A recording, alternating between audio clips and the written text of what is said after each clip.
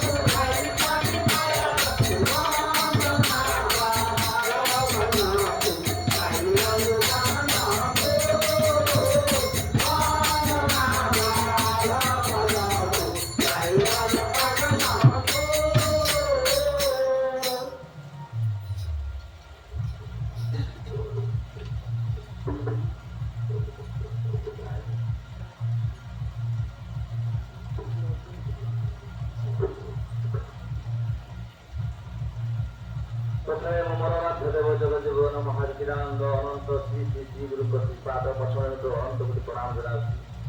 এই ঈশ্বরে মহাপুত্রে পাদ ଦେଇଥିବା ଗୁରୁ ସଦ୍ଗୁରୁ କର୍ତ୍ତୃଙ୍କ ମଧ୍ୟ ଶତକୋଟି ପ୍ରଣାମ ଜଣାଉଛି। ଆଜି ଏକ ମହାପବିତ୍ର ଦିବସ, ଯେଉଁ ଦିବସରେ ଆମେ ଅନନ୍ତ ଅବସ୍ଥ ଶ୍ରୀ ଗୁରୁ ପୂର୍ବାସନ ବାସି ଆଜି ଯେଉଁ ଉପାସନା ଦିବସ ଆମେ ପାଳନ କରୁଛୁ, এই উপাসনা দিবসର ନାମ କୁହାଯାଉଛି ଅଷ୍ଟମୀ ତିଥିରେ ଅଷ୍ଟମ ତତ୍ଵ। ଏଠି ଜଗତରେ ସବୁ ଚାଲିଛି ପୂଜା ଅର୍ଚ୍ଚନା, ବିଭିନ୍ନ ଦାରୁ ମୂର୍ତ୍ତି ସେମାନେ ତିଆରି କରି ତାଙ୍କ ଠାରେ ଉପାସନା କରୁଛନ୍ତି।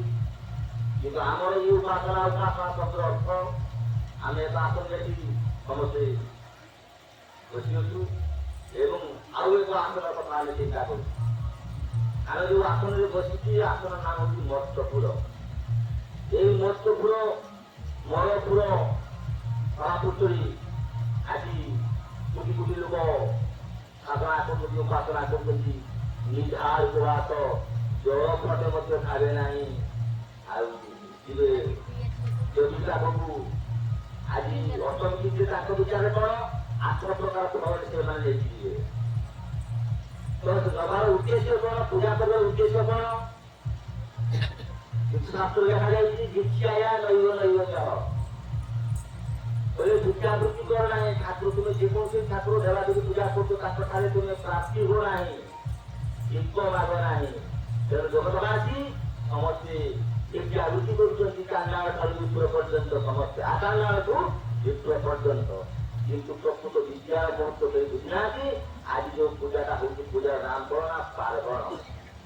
ପାର୍ବଣ କାହିଁକି କରାଯାଇଛି? ତାର ସବୁ ଲୋକ ଜାଣନ୍ତି ନାହିଁ। ଦୁର୍ଗା ପୂଜା, ଦୁର୍ଗା ପୂଜାର ବିଶେଷତ୍ୱ କ'ଣ? ତା ସମ୍ପର୍କରେ ଯିବା ଆମ ଯିବା ପୂର୍ବରୁ ତ ସିଏ ଆସୁଛି ଯେ ସମସ୍ତ ଦୁର୍ଗରେ ସବୁ କଣ୍ଟା ପ୍ରକୃତି ବିଶେଷିଲା ବେଳେ ଆଜି ସିଏ ପରମେଶ୍ୱରୀ ପରମାତା ପରାବକୁ ଆସୁଛନ୍ତି ଯେ ତାଙ୍କ ବିଦ୍ୟା ପୁତ୍ର କନ୍ୟାକୁ ଦେବା ପାଇଁ। କିନ୍ତୁ ଏମାନେ ଯାଇଛନ୍ତି କ'ଣ ନା ସବୁ ଲିଲାର ଉପବାସ ଆଉ ସବୁ ଡାଳା ନେଇଯାଇଛନ୍ତି ଠାକୁର ପାଖକୁ।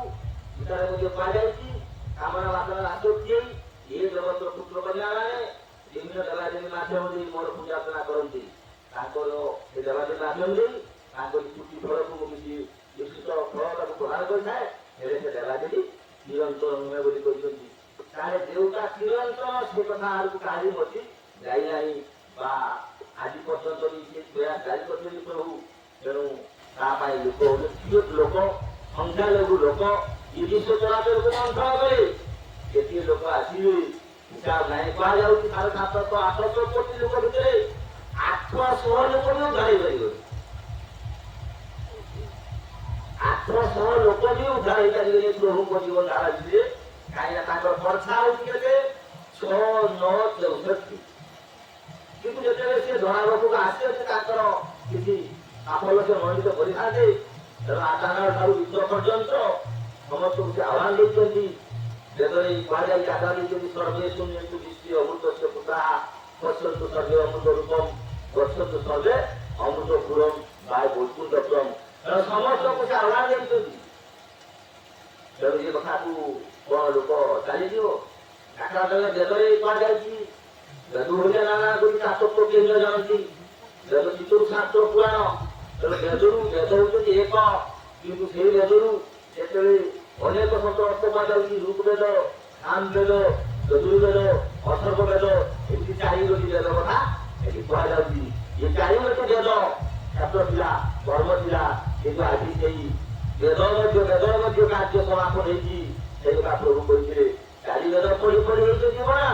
ଏମାନେ ଜାଣନ୍ତି ଭାବ ଚରିତ୍ର ସିନା, 4 ଶାସ୍ତ୍ର ବେଦ ନାହିଁ ଶ୍ରୀ ଗୁରୁ ପାଦ। ବେଦରେ କିସ କାର୍ଯ୍ୟ? ଏବେ ଶ୍ରୀ ଗୁରୁକୁ ଖୋଜ। କିଏ କହୁଛନ୍ତି ଶ୍ରୀ ଗୁରୁ କ'ଣ ହଜିଗଲେ? କୋଉଠି ହଜି ଯାଇଛନ୍ତି ତାକୁ ଖୋଜି ଜାଣିବା। କିନ୍ତୁ ତଦେବ ସେ ପୁରୀ ଜାଣିପାରିଲେ, ବୁଝିପାରିଲେ ଜୀବୁତରି ସେ କଥା କହିଛନ୍ତି। ତେଣୁ ସେ କଥା ଆଜି କୁହାଯାଉଛି। ତେଣୁ ଏଇ ଯୋଉ ପାର୍ବଣ ଶବ୍ଦର ଅର୍ଥ ଯେ ଆଜି ଦେଖନ୍ତୁ ଏକ ସେଇ ମା ପୂଜା ପାଉନାହାନ୍ତି, ତାଙ୍କ ଦେବ ମଧ୍ୟ ଆସୁଛନ୍ତି। ଆଉ ଏଠି କୁହାଯାଉଛି ଗଣେଶ, କାର୍ତ୍ତିକ, ଲକ୍ଷ୍ମୀ, ସରସ୍ୱତୀ ଏମିତି ଏକଥା ସବୁ ପାଦ ହେଇଛନ୍ତି। ତେଣୁ କୁହାଯାଉଛି କ୍ଷେତ୍ରଫଳ ବୁଝିବେ ଯଦି ଜଗତକୁ ରାଷ୍ଟ୍ରପତି ଆସିବେ ତାହେଲେ ରାଷ୍ଟ୍ରପତି କୋଉ ଜାଗାକୁ ଯିବାର କାହିଁ ସୂଚନା ଆଉ ଯଦିଓ ମିଳିଛି କିନ୍ତୁ ଆମ ଆଡକୁ ସେଟା ଆଜି ପର୍ଯ୍ୟନ୍ତ ହେଇନାହିଁ। ଇଏ କୋଉ ରାଷ୍ଟ୍ରପତି ପ୍ରକୃତି ରାଷ୍ଟ୍ରପତି ନୁହଁ, ଇଏ ହଉଛନ୍ତି ଶିବ ପରମକୁ ଯିଏ ପରିଚାଳନା କରୁଛନ୍ତି, ଇଏ ହଉଛି ସେ ରାଷ୍ଟ୍ରପତି। ଇଏ ଜଗତର ରାଷ୍ଟ୍ରପତି, ପ୍ରତ୍ୟେକ ଦେଶର ଜଣେ ଜଣେ ରାଷ୍ଟ୍ରପତି ମୁଖ୍ୟମନ୍ତ୍ରୀ, କିନ୍ତୁ କୁହାଯାଉଛି ଆଉ ଯେ 140-150 ଦେଶ ରହିଛି ତା ଭିତରେ କେତେ ରାଷ୍ଟ୍ରପତି ଆଉ କେତେ ପ୍ରଧାନମନ୍ତ୍ରୀ ରହିଛନ୍ତି। କିନ୍ତୁ କେତେଟା ଜଗତକୁ ଯିବା ତାହେଲେ ରାଷ୍ଟ୍ରପତି କେବଳ ହଉଛନ୍ତି ଜଣେ, ସିଏ ହଉଛନ୍ତି ଶାସ୍ତ୍ରକୃତିର ପ୍ରମାଣ ଦେଇଥିବା ଯାହାକୁ ରଖିଲେ ଅନନ୍ତ କରିପାରେ ବଳବନ୍ତ, ସିଏ ହଉଛନ୍ତି ସ୍ରଷ୍ଟା। ତେଣୁ ସିଏ ଆସିଥିଲେ ଯେ କି ଶକ୍ତି ମା ଆସିଥିଲେ 10ଟା ରଥରେ 10ଟା ଆୟୁଧ ଧରିକି ଆସିଛନ୍ତି। 10 ଦିନକୁ ତାଙ୍କ ପୁତ୍ର ମାନେ କନ୍ୟା ମାନେ ଭେଦ କରିଯିବେ, ତାଙ୍କ ପାଖରେ କାଳ କିଛି କରିପାରିବ ନାହିଁ। କିନ୍ତୁ ଇଏ ଚନ୍ଦ୍ରାବେଳେ କଣ କରୁଛନ୍ତି ନା ତାର ଅର୍ଥକୁ ନ ବୁଝି ଭୋଗ ରାଗ ସବୁ ଲାଗିବ, ମାନେ ଭୋଗ ଲାଗିବ ତାର ସବୁ ସ୍ଲିପ୍ କରାଯାଇଛି, ତାକୁ ଯିଏ ଭୋଗ ଯିଏ ଲଗେଇବ ତାର ସ୍ଲିପ୍ ଲଗେଇ ଦିଆହବ। ତାହେଲେ ବର୍ତ୍ତମାନ ଇଏ ଧର୍ମ ଗୋଟେ ବିଜନେସ ଚାଲିଛି, ଇଏ ଗୋଟେ ଦୋକାନର ବଜାର କିଣା ହେଇଗଲା। ପ୍ରକୃତ ଧର୍ମ ଆଜି ନାହିଁ। କାହିଁ କୁହାଯାଉଛି ସମସ୍ତେ ଖାଲି ଚାହୁଁଛନ୍ତି କେମିତି ଇଏ ଚାହିଁକି ବିକ୍ରମ ଚାହିଁ କରିଛନ୍ତି କିନ୍ତୁ ଗଦା ଗଦା ନେଇକି ଘରକୁ ଯିବେ। ଆଉ ଇଏ ତାଙ୍କର ସବୁ ଆସୁଛନ୍ତି ଯୋଉ ଉପାସନା କରିବା ପାଇଁ ଆସୁଛନ୍ତି, ସେମାନେ ବି ମଧ୍ୟ ଗଦା ଗଦା ଭୋଗ ନେଇକି ଯାଉଛନ୍ତି। ଏଠି ଠାକୁର ସିଏ ଆସୁଛନ୍ତି ଟୁକୁରା ଦେବା ପାଇଁ, ତାଙ୍କ ନାମ ଠାକୁରାଣୀ। ଠାକୁର କାହିଁ ରହିଲା ନା ସେ ଟୁକୁରା ଦେବା ପାଇଁ ଆସୁଛନ୍ତି। ମେଳାରେ ତୁମେ ଆସିବାକୁ ଆସିଛ, ଏ ମର୍ତ୍ତପୁରକୁ ଆସିଛ, ଏ ମର୍ତ୍ତପୁରକୁ ଧରି ରହି ନାହିଁ, କେହି ରହି ନାହିଁ କି ଭଗବାନଙ୍କ ଭୂମି ତଳେ ଘରେ ନିଜ ନିଜ ଅଭିନୟ ସାରି ବାହାରିବେ। କାଳରେ ସମସ୍ତଙ୍କୁ ଟିକେ ଧରାକୁ ଭିଆ ଦେବାକୁ ପଡିବ। ଭାଗବତରେ ଗୋଟେ ଚେଷ୍ଟା କରିଛନ୍ତି, ମର୍ତ୍ତ୍ୟ ଭୂମିରେ ଦେହ ରହି ଦେବତା ହେଲେ ନିର୍ମଳୀ। ଦେବତା ବି ଯଦି ସେ ମନ ଇନ୍ଦ୍ରିୟ ଭାବନାରେ ଆସିବ ତାହେଲେ ସେ ବି ମଧ୍ୟ ମୃତ୍ୟୁମୁଖୀ ହବ। ଏ ସାଧାରଣ ଲୋକଙ୍କ କଥା ଭାବିବ ବା କପଡ଼ା ଗୋଟେ ଝିଅ କଥା ଭାବିବ। ତେଣୁକରି ଶାସ୍ତ୍ର ପୁଷ୍ୟ ପ୍ରମାଣ ରହିଛି। ପୁଣି କୁହାଯାଉଛି କି ଲୋକ ବୁଦ୍ଧି ଜ୍ଞାନ ବେଳେ ମରଣ ଯିବାରେ ଯେ ମରଣ ଆଉ ଜନ୍ମ ଏଇ ଦିଟା ଲୋକ କହୁଛି ଯାହା ସତ, କିନ୍ତୁ ତତ୍ତ୍ୱ ବିଚାର ଯେତେବେଳେ ସାଧକ ବା ସାଧିକା ସେଇ ରାସ୍ତାରେ ପାଦ ହବ ସେତେବେଳେ ସେ ଜାଣିବ କଣ ନା ଜନ୍ମଟା ବି ଯେମିତି ଜିନିଷ, ମୃତ୍ୟୁଟା ବି ଗୋଟିଏ ଜିନିଷ। ଜନ୍ମ ହେଇଥାଏ କିଏ? ଶରୀର। ମରିଲା କିଏ? ଶରୀର। ତାର ଯଦି ବିଚାର କରିବେ ତତ୍ତ୍ୱ ବିଚାର ଦ୍ୱାରା ଏ ଶରୀରଟା 5ଟି ଭୂତରେ ଗଢ଼ା, ଏ ପଞ୍ଚଭୂତର ଶରୀର। ଏ ପଞ୍ଚଭୂତ ଶରୀର ପଞ୍ଚଭୂତ କିଏ? ଆକାଶ, ବାୟୁ, ଅଗ୍ନି, ଜଳ, ମାଟି ଏମିତି କୁହାଯାଇଛି। ଇଏ ସବୁ 5ଟା ଯାକ ହଟାଇଥିଲାରୁ ଇଏ ଗୋଟେ ଶରୀର ଧରିଛି, ସେ ଶରୀର ଗଢ଼ାଯାଉଛି। ଯେମିତି ମନ୍ଦିର କୁହାଯାଉଛି, ଇଏ ଗୋଟେ ମୂର୍ତ୍ତି ଗଢ଼ାଯାଉଛି। ଯେମିତି ଇଏ ସିଏ ହଉଛି ଜଳ ମୂର୍ତ୍ତି, କାଠ, କୁଟା, ବାଉଁଶ, ମାଟି ବିଭିନ୍ନ ରଙ୍ଗ ରଙ୍ଗେଇ ଦେଇଛି ତାକୁ ପୂଜା କରାଯାଉଛି। ଆଗରେ କେତେ ସୁନ୍ଦର ସଜେଇ ଦିଆଯାଇଛି। ସେଠି ଗୋଟେ ତାଙ୍କର ଭାବନାର ଯୋଉମାନେ ଶାସ୍ତ୍ରପୁତ୍ର ଲେଖାଯାଇଛି, ଯାଆନ୍ତି ଦେବାନୀ ଦେବବ୍ରତା, ପିତୃ ଯାଆନ୍ତି ପିତୃବ୍ରତା, ଭୂତାନୀ ଯାଆନ୍ତି ଭୂତେଜ୍ୟା, ଯାଆନ୍ତି ବଜା ଦିନ ଅଛି। ଏଇଟା ପରମହଂସ ପତ୍ର ଲେଖାଯାଇଛି। ଭୂତ ଉପାସକ ମାନେ ଭୂତ ପୂଜା କରିବେ। ଭୂତ ଲୋକ ଜଣେ ଆସନ୍ତି, ଯତ ଲୋକ ଆସନ୍ତି ଯତାଂଶକୁ ପୂଜା କରିବେ। ଏମିତି ସବୁ ଲୋକ ପାଇଁ ସପ୍ତ ଲୋକ। ତେଣୁ ଦେବ ଲୋକରୁ ଯୋଉମାନେ ଆସୁଥିଲେ ଦେବତା ପୂଜା କରିବେ। ବାକି ଯାଆନ୍ତି ବଜା ଦିନ ଅର୍ଥାତ୍ ସେଇମାନେ ଯାଆନ୍ତି ଯୋଉମାନେ ମୋ ଧାମକୁ ଯାଆନ୍ତି, ସେମାନେ ମୋ ଧାମକୁ ଯିବା ଆଗରୁ ଆଗେ ସେମାନେ ନିଜକୁ ଜାଣିବା ଦରକାର। ନିଜକୁ ଜାଣିଲେ ତାହାକୁ ଯାଇକି ସେ ମତେ ଜାଣିବ, ନିଜକୁ ଜାଣିବ, ମତେ ଜାଣିବ, ମୋର ବିଶେଷତ୍ୱକୁ ଉପଲବ୍ଧି କରିକି ସେ ଜଣକୁ କରେ ସେ ବିଦ୍ୟାକୁ କ୍ରିୟାଶୀଳ କରାଇବ। କିନ୍ତୁ କ୍ଷେତ୍ର କର୍ମ ହେଇଯିବେ। ଇଏ ଜଗତ, ଇଏ ଅନ୍ଧ, ଇଏ ଅନାଦି, ଏମାନଙ୍କ ଚକ୍ଷୁ ଖାଇକି ପଢା ହେଇଛି, ବୁଦ୍ଧି ଖାଇକି ଏମାନେ ପଢା ହେଇଯାଉଛନ୍ତି। କହିଲେ ଚକ୍ଷୁ ଖାଉ ପଢା, ବୁଦ୍ଧି ଖାଉ ପଢା, ବାସ୍ତୁ ହେଲେନି ସମସ୍ତେ ପ୍ରଭୁ ଧର୍ମକୁ ସାଧିବା ନିମନ୍ତେ। ଆଜି ଇଏ ବିଶ୍ୱ ଜଗତରେ ଚାଲିଛି ଜଳବାଦର ପ୍ରକାର ପ୍ରକାର ଚାଲିଥିଲା ବେଳେ ତାକୁ ବି ଜଳବାଦ ବି ଜଣା ନାହିଁ। ଆଜି ଇଏ ସଂସାରକୁ କାହିଁକି ଆଜି ଆମେ ଯୋଉ ଉପାସନା କରୁଛୁ ଅଷ୍ଟମ ତତ୍ତ୍ୱ, ଏ ଅଷ୍ଟମ ତତ୍ତ୍ୱ କଣ ତାକୁ ଦେଖିବା। ଆମର ଜୀବନ ତତ୍ତ୍ୱ ଦଶାରେ କୋଉଠି ଆମେ କାହାକୁ ଉପାସନା କରୁଛୁ? ଏଠି ଦେବାଦେବୀ ଉପାସନା କରୁଛୁ। ଯେ ସୁର ଦେବାଦେବୀ, ନା ଶୁକ୍ର ଦେବାଦେବୀ, ନା କାନ ଦେବାଦେବୀ, ଏ ସମସ୍ତଙ୍କୁ ଛାଡ଼ିକି ଆମର ଧାରା ହଉଛି ଶୀର୍ଷ ଧାରା, ଶୀର୍ଷ ଭାବ, ଶୀର୍ଷ ଭାବ, ଶୀର୍ଷ ଭେଦ, ଶୀର୍ଷ ତତ୍ତ୍ୱ, ଶୀର୍ଷ କାରଣ, ଶୀର୍ଷ ଜ୍ଞାନ। ଆଉ ଶୀର୍ଷ ବିଦ୍ୟାକୁ ପାଇବାକୁ ହେଲେ ଆତ୍ମଶୀର୍ଷ ବିଦ୍ୟା ପ୍ରଭୁ ଶ୍ରୀଗୁରୁ ଆତ୍ମଶୀର୍ଷ ଗୁରୁ ସେ ଆସିଥିଲେ ଆମକୁ, ଆମ ଜଗତକୁ ଆସି ଆମକୁ ତାଙ୍କର ବିଦ୍ୟା ପ୍ରଚାର କରିଛନ୍ତି। କି ଧାରାରେ ତାକୁ ଆମେ ଦେଖିବା। ଶ୍ରୀକ୍ଷେତ୍ର ଧର୍ମ ବିଜୁ ଦେଖନ୍ତୁ ଏଠି ରହିଛି ପ୍ରଥମେ ସତ୍ୟ ଯୁଗ, ତାପରେ ତ୍ରେତା ଯୁଗ, ତାପରେ ଦ୍ୱାପର ଯୁଗ, ତାପରେ କଳି ଯୁଗ, ତାପରେ ଏଟା ବି ମହାକଳି। ତାହେଲେ ସତ୍ୟ ଯୁଗର ତତ୍ତ୍ୱକୁ ଦେଖ କେମିତି ତାଙ୍କର ଯଦି ନାରାୟଣ ଆସୁ ସତ୍ୟ ଯୁଗରେ ତାଙ୍କ ଘରଟାକୁ ଦେଖ କେମିତି ସିଏ ଆଉ କେମିତି ଆଉ ତାଙ୍କର ଶ୍ଵେତ ବର୍ଣ୍ଣ ଆଉ ଗାଁ ବାଜଉଛି ସେ ଯୋଉ ବର୍ଣ୍ଣରେ ଯୋଉ ସ୍ୱର୍ଣ୍ଣକୁ ଆସିଥିଲେ ତାଙ୍କ ଭିତରେ ଚାରିଗୋଟି ବେଦ ଥିଲା, ଋଗ୍ବେଦ, ସାମବେଦ, ଯଜୁର୍ବେଦ, ଅଥର୍ବବେଦ, ଚାରି ବେଦ ଧରିକି ଶ୍ରୀନାରାୟଣ ଆସିଥିଲେ ଶଙ୍ଖ ଚକ୍ର ଗଦା ପଦ୍ମ ଧରିକି ମହାପ୍ରଭୁଙ୍କୁ ଏବଂ ସେ ଯେତେବେଳେ ଜୟ ଭାଗ କଲେ ସେ ଜଗଟା ମଧ୍ୟ ସେଇଠି ଦେଖ ସିଏ ଓଙ୍କାରକୁ ଓଙ୍କାରକୁ ଯଦି ଶରୀର ଏବଂ ନାରାୟଣଙ୍କ ସ୍ୱରକୁ ଆସି ଗାୟତ୍ରୀ ଶରୀର ଗାୟତ୍ରୀ ସ୍ୱରକୁ ଆସି ସେ ଓଙ୍କାର ମଧ୍ୟ ସେ ଗାୟତ୍ରୀ ସ୍ୱରକୁ ଆସିଥିଲେ ଗାୟତ୍ରୀ ସ୍ୱରରେ ଓଙ୍କାର ରୁଚି ନାରାୟଣ ଆସିଥିବାରୁ ତେଣୁ ସିଏ ଶ୍ରୀନାରାୟଣ ପଦରେ ନିଯୁକ୍ତ ହୋଇଥିଲେ। ସେତିକି ମଧ୍ୟ ଲେଖାଯାଇଛି ପଶୁତ୍ୱ, ମනුଷ୍ୟତ୍ୱ, ଦେବତ୍ୱ, ବ୍ରହ୍ମତ୍ୱ, ଆତ୍ମିକତ୍ୱ, ଭଗବତତ୍ୱ ଏବଂ ତାପରେ ଏଟା ଯାଇଛି କଣ ନା ଈଶ୍ୱର ତତ୍ୱ। ଈଶ୍ୱର ତତ୍ୱ ଉପରେ ରହିଛି ଅମୃତ ତତ୍ୱ। ସେ ଯୁଗରେ ଇଏ ପାଖରେ ହେଇନଥିଲା ବା ହଉନଥିଲା। ଆଜି ଏ ସର୍ବତରୀ ପାଖରେ କୁହାଯାଇଛି ତ୍ରେତା ଯୁଗ ହେଲା। ତ୍ରେତା ଯୁଗକୁ ଦେଖ ତିନି ଭାଗ ଆଲୋକ, ଗୋଟେ ଭାଗ ଅନ୍ଧକାର। ଆସିଲେ ରାମ ଦେହ ଧରିକି ଏଠି ଓମ୍ ଗାୟତ୍ରୀ ଦେହ ଏ ଦେହକୁ ଆସିଲେ ଏ ଦେହରେ ସେ ଆରାଧନା କଲେ ପରମେଶ୍ୱର ପରମାତ୍ମାଙ୍କୁ। ପରମାତ୍ମା ତାଙ୍କ ନିଜର ସ୍ଥାପନା ହେଲେ ଏବଂ କିନ୍ତୁ ହେଲା ଗଣନା ତିନି ଭାଗ ଆଲୋକ ବେଳେ ଗୋଟିଏ ଭାଗ ଅନ୍ଧକାର ଥିଲା। ସେତେବେଳେ ରାମଚନ୍ଦ୍ର ଆସି ଲଙ୍କାକୁ ଧ୍ୱସ୍ତ ବିଧ୍ୱସ୍ତ କରି ମା ସୀତାଙ୍କୁ ଉଦ୍ଧାର କରି ପୁଣି ସିଏ ଆଉ ଯେତେବେଳେ ଧର୍ମ ସ୍ଥାପନା କଲେ ତାଙ୍କର ଯେତେବେଳେ ସମୟ ସରିଲା ସେତେବେଳକୁ ଆସିଲା ଦ୍ୱାପର ଯୁଗ। ଅଧା ଅନ୍ଧକାର ଅଧା ଆଲୋକ। ଦେଖନ୍ତୁ ସେତେବେଳକୁ ପଢିଛି ଦ୍ୱାପର ଯୁଗ ପଢୁଛି ଆଗରୁ ସାତ ଯଜୁ ଅଥର୍ବ ଚାରିଗୋଟି ବେଦ ଭିତରେ ଦୁଇଟା ବେଦ ସୁପ୍ତ ହୋଇଯାଇଛି, ଅନ୍ଧକାର ଭିତରେ ହୋଇଯାଇଛି, କିନ୍ତୁ ରୂପଟା ରହିଛି, ମନ୍ତ୍ର ରହିଛି, କିନ୍ତୁ ଲୁକାର ଅଛନ୍ତି ଆଉ ଅଥର୍ବ ମନ୍ତ୍ର ଇଏ ମନ୍ତ୍ର ଜପୁଛି ଆଉ ସେଇ ଅଥର୍ବ ଜ୍ଞାନ ବା ବିଚାର ସେ ଲୁକାର ରହିଛନ୍ତି। ତାଙ୍କର ଅର୍ଥ କେହି ବୁଝିଛି ଯେ କି ନାହିଁ, ବୁଝିଥିଲେ କାହିଁକି ଭାଗ ଦେଇଥାନ୍ତେ। ଓଙ୍କାର ଗୋଟେ ଥିଲା ବେଦ, କେହି ନ ଜାଣେ ତାର ଭେଦ। ଓଙ୍କାର ବେଦ ତତ୍ତ୍ୱ ଧର୍ମ ତତ୍ତ୍ୱ ନିରଞ୍ଜନ ଅଣାକ୍ଷର କର୍ମ ତତ୍ତ୍ୱ ସାକାର ଭକ୍ତ ପଞ୍ଚମ ସାତ ପାଞ୍ଚ ବାର କଳାରେ ଜୀବ ଥାଇକି ସେ ନିଜକୁ ଜାଣିପାରିଲା ନାହିଁ। କିନ୍ତୁ ଅଧା ଅଙ୍ଗକାର ସେଠିକି ଦେଖ, ଏଠି ଦେହ ଭିତରକୁ ଦେଖ, ଏଠି ବି ଅଧା ଅଙ୍ଗକାର ଯାଇଛି, ସେଠି ବି ଅଧା ଅଙ୍ଗକାର ହେଇଛି। ଆସିଗଲା କଳିଯୁଗ। କଳିଯୁଗ ଦେଖ ତିନି ଭାଗ ଅଙ୍ଗକାର ହେଇଛି। କେବଳ ରୂପ ଅଛି, ରୂପର ମନ୍ତ୍ର ସେଇ ବେଦରୁ ଯେ ମନ୍ତ୍ର ସୃଷ୍ଟି ହେଇଛି, କିନ୍ତୁ ତାକୁ ଗାଉଛନ୍ତି ସମସ୍ତେ କାଣ୍ଡା ସାହିତ୍ର ପର୍ଯ୍ୟନ୍ତ ଓମ୍ ଭୂର୍ଭୁବସ୍ୱ ତତ୍ସବିତୁର୍ବରେଣ୍ୟଂ ଭର୍ଗଦେବସ୍ୟ ଧୀମହି ଧିୟୋ ୟୋ ନଃ ପ୍ରଚୋଦୟାତ୍ ଗାଉଛନ୍ତି। କିନ୍ତୁ ଓଙ୍କାରକୁ ଛାଡ଼ିକି କାହା ବାପ ଶକ୍ତି ନାହିଁ, କୌଣସି ଦେବା ଦେବୀକି ପୂଜା କରିପାରିବ ନାହିଁ। ସେ ନାରାୟଣ ହୁଅନ୍ତୁ, ରାମ ହୁଅନ୍ତୁ, କୃଷ୍ଣ ହୁଅନ୍ତୁ, ଜଗନ୍ନାଥ ହୁଅନ୍ତୁ, ବ୍ରହ୍ମା ବିଷ୍ଣୁ ମହେଶ୍ୱର ହୁଅନ୍ତୁ, ବାକି କୃଷ୍ଣ ଦେବତା ହୁଅନ୍ତୁ, କିନ୍ତୁ ଓଙ୍କାର ହଉଛନ୍ତି ମୂଳ। ଇଏ ଜଗତର ମୂଳ, ଇଏ ତୁଣ୍ଡର ମୂଳ, ଏ ତୁଣ୍ଡର ମୂଳ ସିଏ ହଉଛି ପ୍ରାଣ। ଯଦି ପ୍ରାଣ ଶକ୍ତି ନାହିଁ, ଆଜି ଶକ୍ତି ଓଙ୍କାର ନାହାନ୍ତି, ପ୍ରଶ୍ୱାସ ଆସୁନାହିଁ, ତାହେଲେ ସେ ମୃତ। ତେଣୁ ସେ ଦେଖନ୍ତୁ କହିବେ ତିନି ଭାଗ ମନ୍ତ୍ର ଅଛି, ବେଦ ସେ ମନ୍ତ୍ର ସୃଷ୍ଟି ହେଇଛି, କିନ୍ତୁ ଆଉ ତିନୋଟି ଯାକ ବଳି ହେଇଛି।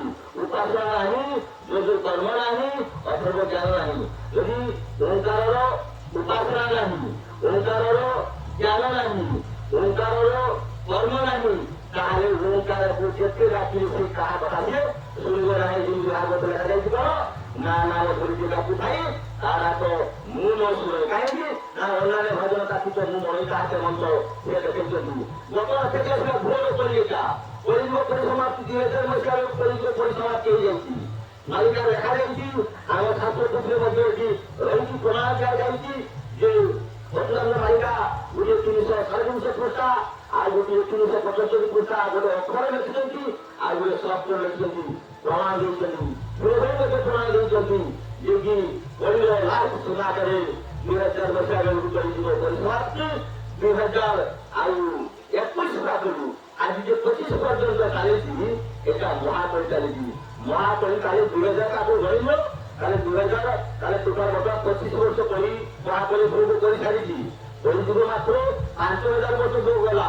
କଳିଯୁଗର ପ୍ରଭାବ କେତେ ଥିଲା? 4,32,000। ତ ସେ 4,32,000 ଗଲା ପରେ ଏମିତି ପାପ କଲେ ସେ ପାପ କ୍ଷିପ୍ର ନେଇଯାଇଛି, ବୈଷ୍ଣବ ପୋଷି ନେଇଯାଇଛି, ନାରୀମାନେ ନେଉଛନ୍ତି, ମୁସଲମାନ ଜାତି ସମସ୍ତେ ଭାଗ କରିଛନ୍ତି, ନେଇଯାଇଛି, ପରିଭୋଗ କରିଛନ୍ତି। ଯେ ପରିର ଶେଷ ସିଦ୍ଧାନ୍ତ ସେ ପ୍ରମାଣ ଦେଇଛନ୍ତି କେମିତି ତାପରେ ଯିବା ତା କଥା ମଧ୍ୟ କୁହାଯିବ। ଆଜି ଆମେ ଅଷ୍ଟମ ତତ୍ତ୍ୱକୁ ଯିବା।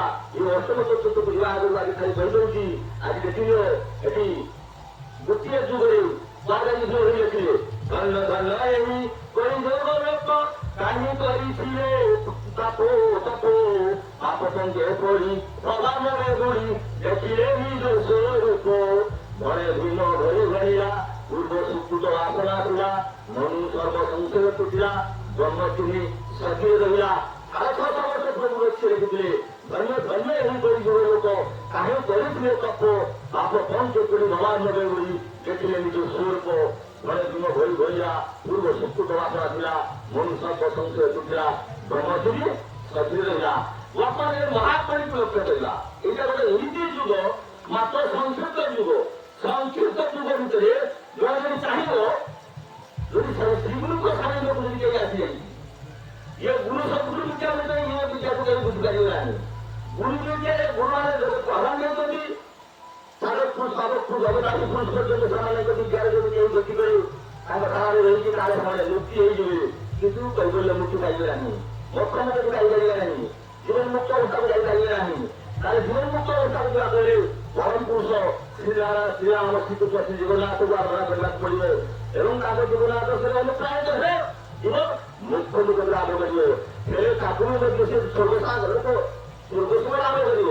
ସ୍ୱର୍ଗ ସୁଖରେ ସେଠି ଯଦି କୁହାଯାଉଛି ଦୀର୍ଘସ୍ଥାୟୀ ସୁଖ, କିନ୍ତୁ ଚିରନ୍ତନ ସୁଖ ନୁହଁ। ଚିରନ୍ତନ ସୁଖର ଅର୍ଥ କଣ? ଚିରନ୍ତନ ସୁଖର ଅର୍ଥ ହଉଛି যে কথা বেদরে কৈছিলে পূর্ণমদঃ পূর্ণমিদং পূর্ণাৎ পূর্ণমুদচ্যতে পূর্ণস্য পূর্ণমাদায় পূর্ণমেবাবশিষ্যতে। অর্থাৎ যেତେବେଳେ ପୂର୍ଣ୍ଣତମ ଆସିବେ ଶାସ୍ତ୍ର ଭାଗବତରେ ଲେଖା ହେଇଥିଲା ଯାହାକୁ ଦେଖିଲେ ଅନନ୍ତ କିପରି ଭାବେ ଅନନ୍ତ କେତେବେଳେ ସେ ଆସିବେ ସେ ସମୟ ବର୍ଷା ଲେଖାଯାଇନଥିଲା, କିନ୍ତୁ ସେ ଆସିଥିଲେ କଳିଯୁଗ ଅବସାନ ହବାର 46 ବର୍ଷ ପୂର୍ବରୁ। ମାସ ହେଉଛି ମାର୍ଗଶୀର ମାସ, ଗୁରୁବାର ଅମାବସ୍ୟା ରାତି 3:40 ସେ ଧରାମୁଖରେ ପାଦ ଦେଲେ ଏବଂ 40 ବର୍ଷ କଳିଯୁଗ ରହିଲେ। ପୁଣି କଳିଯୁଗ ଯେତେବେଳେ ଶେଷ ହେଇଛି ମହାକଳି ଆରମ୍ଭଠୁ 13 ବର୍ଷ ଯାଏ ଥିଲେ, ଅର୍ଥାତ୍ 46 ବର୍ଷ ଯୁକ୍ତ 13 ବର୍ଷ ମିଶିକି କେତେ ହେଲା 59 ବର୍ଷ ଧରିକି ସେ ତାଙ୍କ ବିଦ୍ୟାକୁ ପ୍ରଚାର କରିଥିଲେ ତାଙ୍କର ଆଉ ଶିଷ୍ୟ ଭକ୍ତ ପୁତ୍ର କନ୍ୟାଙ୍କ ଆଗରେ। କିନ୍ତୁ ଶିଷ୍ୟ ଭକ୍ତ ଆଉ ଶିଷ୍ୟ ଯୋଉ ପୁତ୍ର ବା ଶିଷ୍ୟ କନ୍ୟା କୁହାଯାଉଛି ସାଧିକା ସାଧକ ସେମାନଙ୍କ ଭିତରେ ଜଣା ପିଲାଙ୍କୁ ସବୁ ମାତ୍ରା ମାରି ଚାଲିଛନ୍ତି। କିନ୍ତୁ ତା ଭିତରୁ ଗୋଟେ 2-4ଟା ବର୍ଷ 2-4ଟା ଖାତରେ ଛାଡ଼ିଦେଲେ ଯେ 60 ବର୍ଷ ବିଦ୍ୟାକୁ ବୁଝାଏ ଏବଂ 60 ବର୍ଷ ବିଦ୍ୟା ଭିତରେ ତାଙ୍କ ଧାରା ଭିତରେ 3-4ଟା ଖାତରେ ନାରୀ ମଧ୍ୟ ବାହାରିଛନ୍ତି। ଆଉ 3-4ଟା ଖଣ୍ଡେ ପୁରୁଷ ପ୍ରଭୁଙ୍କ ଠାରୁ ବିଦ୍ୟା ନେଇଥିବା ଭକ୍ତ ଶିଷ୍ୟମାନେ ହିଁ କେବଳ ଜାଣିଛନ୍ତି ସେ ବିଦ୍ୟାକୁ, ଆଉ ସବୁ ମାତ୍ରା ମାରି ଚାଲିଗଲେ। ସେ କଥା ପ୍ରଭୁ କହିଲେ ଦିନେ ସେଇ ମହାତ୍ମା ପିରିୟଡରେ କି ଶିଷ୍ୟମାନେ ଆଗରୁ କହିଲେ ବାପାରେ 59 ବର୍ଷ ବିଦ୍ୟା ବୁଝେଇଛି, ନ ଖାଇ ନ ପିଇ ନ ଶୋଇ ସବୁ ଦୁଃଖ କଷ୍ଟକୁ ନିଜ ଉପରକୁ ନେଇଛି, କେବଳ ଭକ୍ତକୁ ତାକୁ ସେଇ ଟିକେ ଶାନ୍ତିରେ ଆଉ ସେ ଶାନ୍ତିରେ ରହୁ, ସେ ଶାନ୍ତିରେ ରହିଲେ ମୋର ଶାନ୍ତି, ମୋର ଯେତେ ଦୁଃଖ ଗୁଡ଼ା କାହିଁକି ଯେତେ କଷ୍ଟ ଗୁଡ଼ା କାହିଁକି ସମସ୍ତ ଦୁଃଖ ସମସ୍ତ ପାପ ସମସ୍ତ ଯନ୍ତ୍ରଣାକୁ ମୋ ନିଜ ଉପରକୁ ନେଇ ମୋ ପୁତ୍ରମାନଙ୍କୁ କନ୍ୟାମାନଙ୍କୁ ମୋର ମାନେ ଔରସ ସୁଚିତା ସନ୍ତାନକୁ ଯେତିକି ଭଲ ନ ପାଇଛି, କିନ୍ତୁ ମୁଁ ବିଶ୍ୱ ଜଗତର ପୁତ୍ର କନ୍ୟାଙ୍କୁ ସେଇ ସ୍ନେହ ସେଇ ଶ୍ରଦ୍ଧା ଦେଇ ତାଙ୍କୁ ପାଳନ କରି ଶେଷରେ ମତେ ପଦାଘାତ ଖାଇବାକୁ ପଡ଼ିଛି। ତେଣୁ ବିଭିନ୍ନ ରାସ୍ତାକୁ ସେ କହିଥିଲେ ପ୍ରଭୁ। ତାପରେ କହୁଛନ୍ତି ଆଉ କିଛି ସମୟ ସେ ଦେହ ଛାଡ଼ିବେ, କିନ୍ତୁ ବାପା ଆପଣ କିଛି ସମୟ ଦେହ ଛାଡ଼ିବେ କହୁଛନ୍ତି, ତାହେଲେ ଆପଣଙ୍କ ବିଦ୍ୟା ତ ତାହେଲେ ଲାଗିପାରିଲା ନାହିଁ ନା ବାପାରେ ମୁଁ କହିଛି ସେ କଥା ବିଦ୍ୟା ଲଗେଇନି ତାପରେ ଯାଇକି ଜଗତକୁ ଏ ଶରୀରରୁ ବିଦା ଦେଇକି ପୁଣି କୋଉଠି କୋଉ ଶରୀରରେ ପ୍ରବେଶ କରିବି ତାର ସବୁ କଥା ଏ ବୈଠକ ଲେଖିଥିଲେ। ବର୍ତ୍ତମାନ ସେଇ କଥା ବୁଝିଲା ଯେ ବର୍ତ୍ତମାନ ଏଇଥିରେ ଘଡ଼ିଛନ୍ତି ମୁହୂର୍ତ୍ତ। ତାହେଲେ ଦେଖ 4 ଦିନ ଧରି ତୁମେ ଯାହାକୁ ଗୋଟେ ଯୁଗ ତପସ୍ୟା କରି ଯାହାକୁ ପାଇପାରିନାହ, କିନ୍ତୁ ଏମିତି ଘଡ଼ିଛନ୍ତି ମୁହୂର୍ତ୍ତ ମାତ୍ର ଅଳ୍ପ ସମୟ ସେ ଯୁଗ। ଭୂମେଙ୍କର ହିସାବରେ ଅଛି ଯେ ମହାକଳିର ପରମାୟ କେତେ ବର୍ଷ ନା ତାଙ୍କର ଆରମ୍ଭ ଥିଲା 37 ମସିହାରୁ ଆରମ୍ଭ ଥିଲା। 37 ଅଙ୍କେ ନିଶ୍ଚୟ ଉଠିବ ହାଣ ଏମନ୍ତ ବଞ୍ଚୁରା ଆମେ କହ ସୁଜନ ସେଇ କଥା ପଚାରୁଛନ୍ତି ଜଗତବାସୀଙ୍କୁ যে 2037 ମସିହା ବେଳକୁ ମହାକବିର ଶୀର୍ଷ ଭାବ ପ୍ରକାଶ ହେବ, କିନ୍ତୁ ସେ ହେଇଗଲା ନାହିଁ। ମହାକବିର ମଧ୍ୟ ତାପ ଅଂଶ ଏତେ ବଢିଗଲା, ଯାହାଦ୍ୱାରା ସିଏ ପରିମାଣ ଖସି ଆସି 2039 ମସିହା ପର୍ଯ୍ୟନ୍ତ 2049 ମସିହା ପର୍ଯ୍ୟନ୍ତ ଥିଲା ମହାକବିର ଶେଷ ସମୟ। କିନ୍ତୁ ସେଇ ମହାକବି ସମୟ 2029 ମସିହାକୁ କାହିଁ ହେଇଗଲା, ଏତେ ପାପ ଭରା ବଢିଯାଇଛି। ତାହେଲେ ବର୍ତ୍ତମାନ ଦେଖୁଛୁ ଏଇ ହଉଛି ଶୈଳ, এটা হচ্ছে গায়ত্রী। পুরা অন্ধকার দেখতে পারেনি, সত্য যুগকে দেখো পুরা আলোক, লেখমাত্র অন্ধকার নেই। ত্রেতাযুগକୁ ଗୋଟିଏ ଅଂଶ ହେଉଛି ଅନ୍ଧକାର, ଦ୍ୱାପରକୁ ଅଧା ଅଧା ଆଲୋକ ଅଧା ଅନ୍ଧକାର। ଇଏ ମଣିଷକୁ ତିନିଭାଗ ଅନ୍ଧକାର ଭାগে ଗୋଟିଏ ଭାଗ ଆଲୋକ। କିନ୍ତୁ ରାତି ଦେଖିଲେ ମହାକବି ତ୍ରେତାଯୁଗ ଶୈଳକୁ ଯୁଗ କଳ୍ପାନ୍ତ ଭୂମି ନଥିଲେ। ମହିମା କଥା ଦେଖିଛନ୍ତି, ଅଶେଷ ମହିମା ତିନି ଭୂମି ଖ୍ୟାତ ନର ଦେହ ବହୁ ପରିବର୍ତ୍ତ ବଦଳାଇ ଦେଖନ୍ତୁ କେତେ ସୁନ୍ଦର ଲେଖା ହେଇଛି। অশেষ মহিমা তিনি ভুবনে খ্যাত, নরদেহ বহি কেহু করিও অন্ত। অশেষ মহিমা তিনি ভুবনে খ্যাত, নরদেহ বহি কেহু করিও অন্ত। কেহু মহিমা ভজিব কেবল ভাবে মজিব, সত্যযত্ন দূরবর্ত ফেরে সতত। জন্মরহি গলে রহি অগমূল পাই নাহি, চলি যাউছি যুগ কল্প পর্যন্ত। অশেষ মহিমা তিনি ভুবনে খ্যাত, বহি কেউ করিব অন্ত।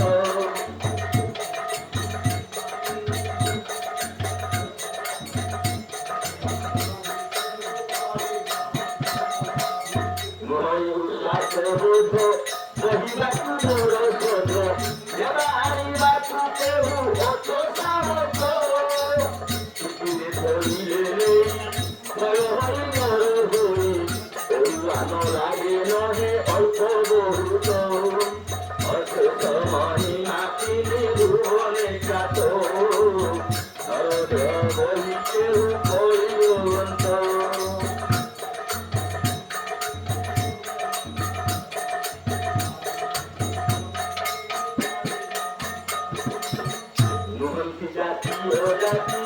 नहीं तब संग साथी इसके बंधु दासो मातो नवो सेवितो।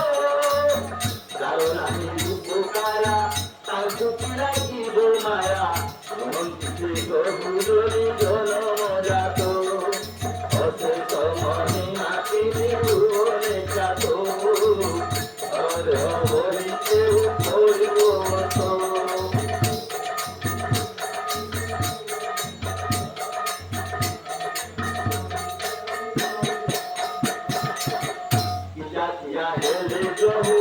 উঠে মহাবাহু জাতিয়া করিলে প্রভু যেতে ভক্ত। সমবনে ঘাইলে নামরে কোথাইলে, আসানে করিলে করিলে নিত।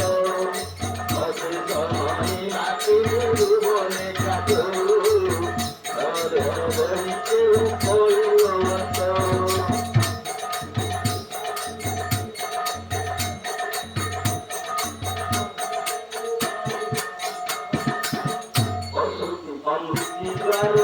মাত্র বিচারণ কর, অগম্যরে কমলের বিমুখত।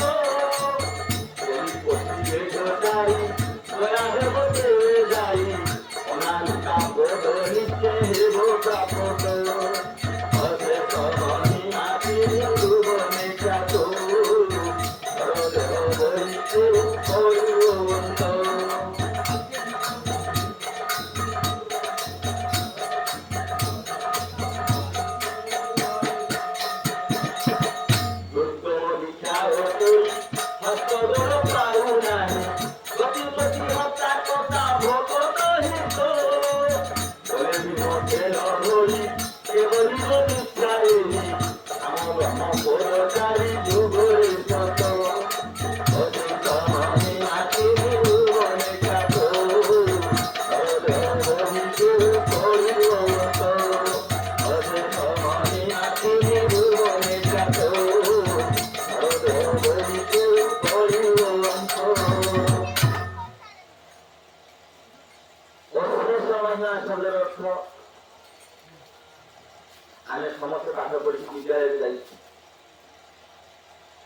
ପିତାମାତା ଆମକୁ ବିଦ୍ୟାଳୟକୁ ନେଇଯାଇଛନ୍ତି ବିଦ୍ୟାଭ୍ୟାସ କରିବା ପାଇଁ।